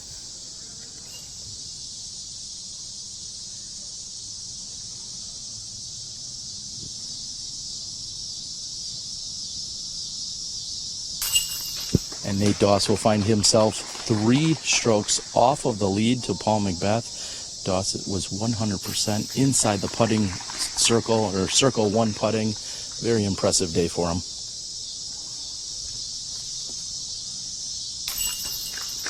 And Chris Finn will tap in. What a stellar finish, Dana. We mentioned it before. He put his golf aside. He came out here to raise a bunch of money. He's going to do just that. Thank you so much to Chris Finn and to Dude. Again, the only guy with a shirt caddy. Nate Doss has never even seen that before. A shirt caddy. Nate getting along with it today. Dana, a little bit of a rough patch out there. Some of our players started the same. Well, here we are at the finish, a strong finish here today. You've got a lot of work ahead of you for the rest of the week yet. Yeah, a lot of work. And then, as I was saying earlier, I'm heading off to Michigan late tonight. My wife and I are in a wedding, our very close friends. I'm going to be heading back Saturday morning, heading over to Lake Eureka, make sure things are going good there. I'm crossing my fingers for some nice weather. I'm excited. And then we got Dodge City, dunk tanks, players party, everything. Yeah, if you're here, if you're in town, or if you're in Illinois, come out to the event. Come out to one of the player parties. Here's Chris Finn. Dana's coming to my place to wash my 18 shirts. Yeah, Dana's got some laundry to do first. Thank you so much for everything, Chris. We appreciate it. So, yeah, tons of stuff going on. We hope to have you come here. If you're within 2 to 4 hours or 6 hours, come join us. The question everyone is asking, Terry, I know your leg is hurt. Are you going to be able to go in the dunk tank? Because we're going to lose a lot of money if you're not in that dunk tank. I would like to do it. I'd like to do it for charity. It may be a game time decision. I still have 14 staples and 8 stitches in my leg. I was only home for a few hours. Wasn't able to get those looked at or removed. So I'm not sure a dunk tank with you dirty golfers is a smart move. So we're going to move on from that. It's been a great day out here. We thank you guys for joining us. We thank you for your patience and all of your support. We're so glad to be here at the Ledgestone Insurance Open presented by Discraft. For all of us here, for Gary to the O, who's been on the camera, along with Justin and Matt Donchis, Joe Height, for Johnny V back in the studios, for Dynamite, as well as Batman, who joined us briefly. We thank all of you for, again, the support and patience. We'll look for you guys tomorrow for the second round of the Ledgestone Insurance Open presented by Discraft. We'll see you then when you step inside the Smash Box.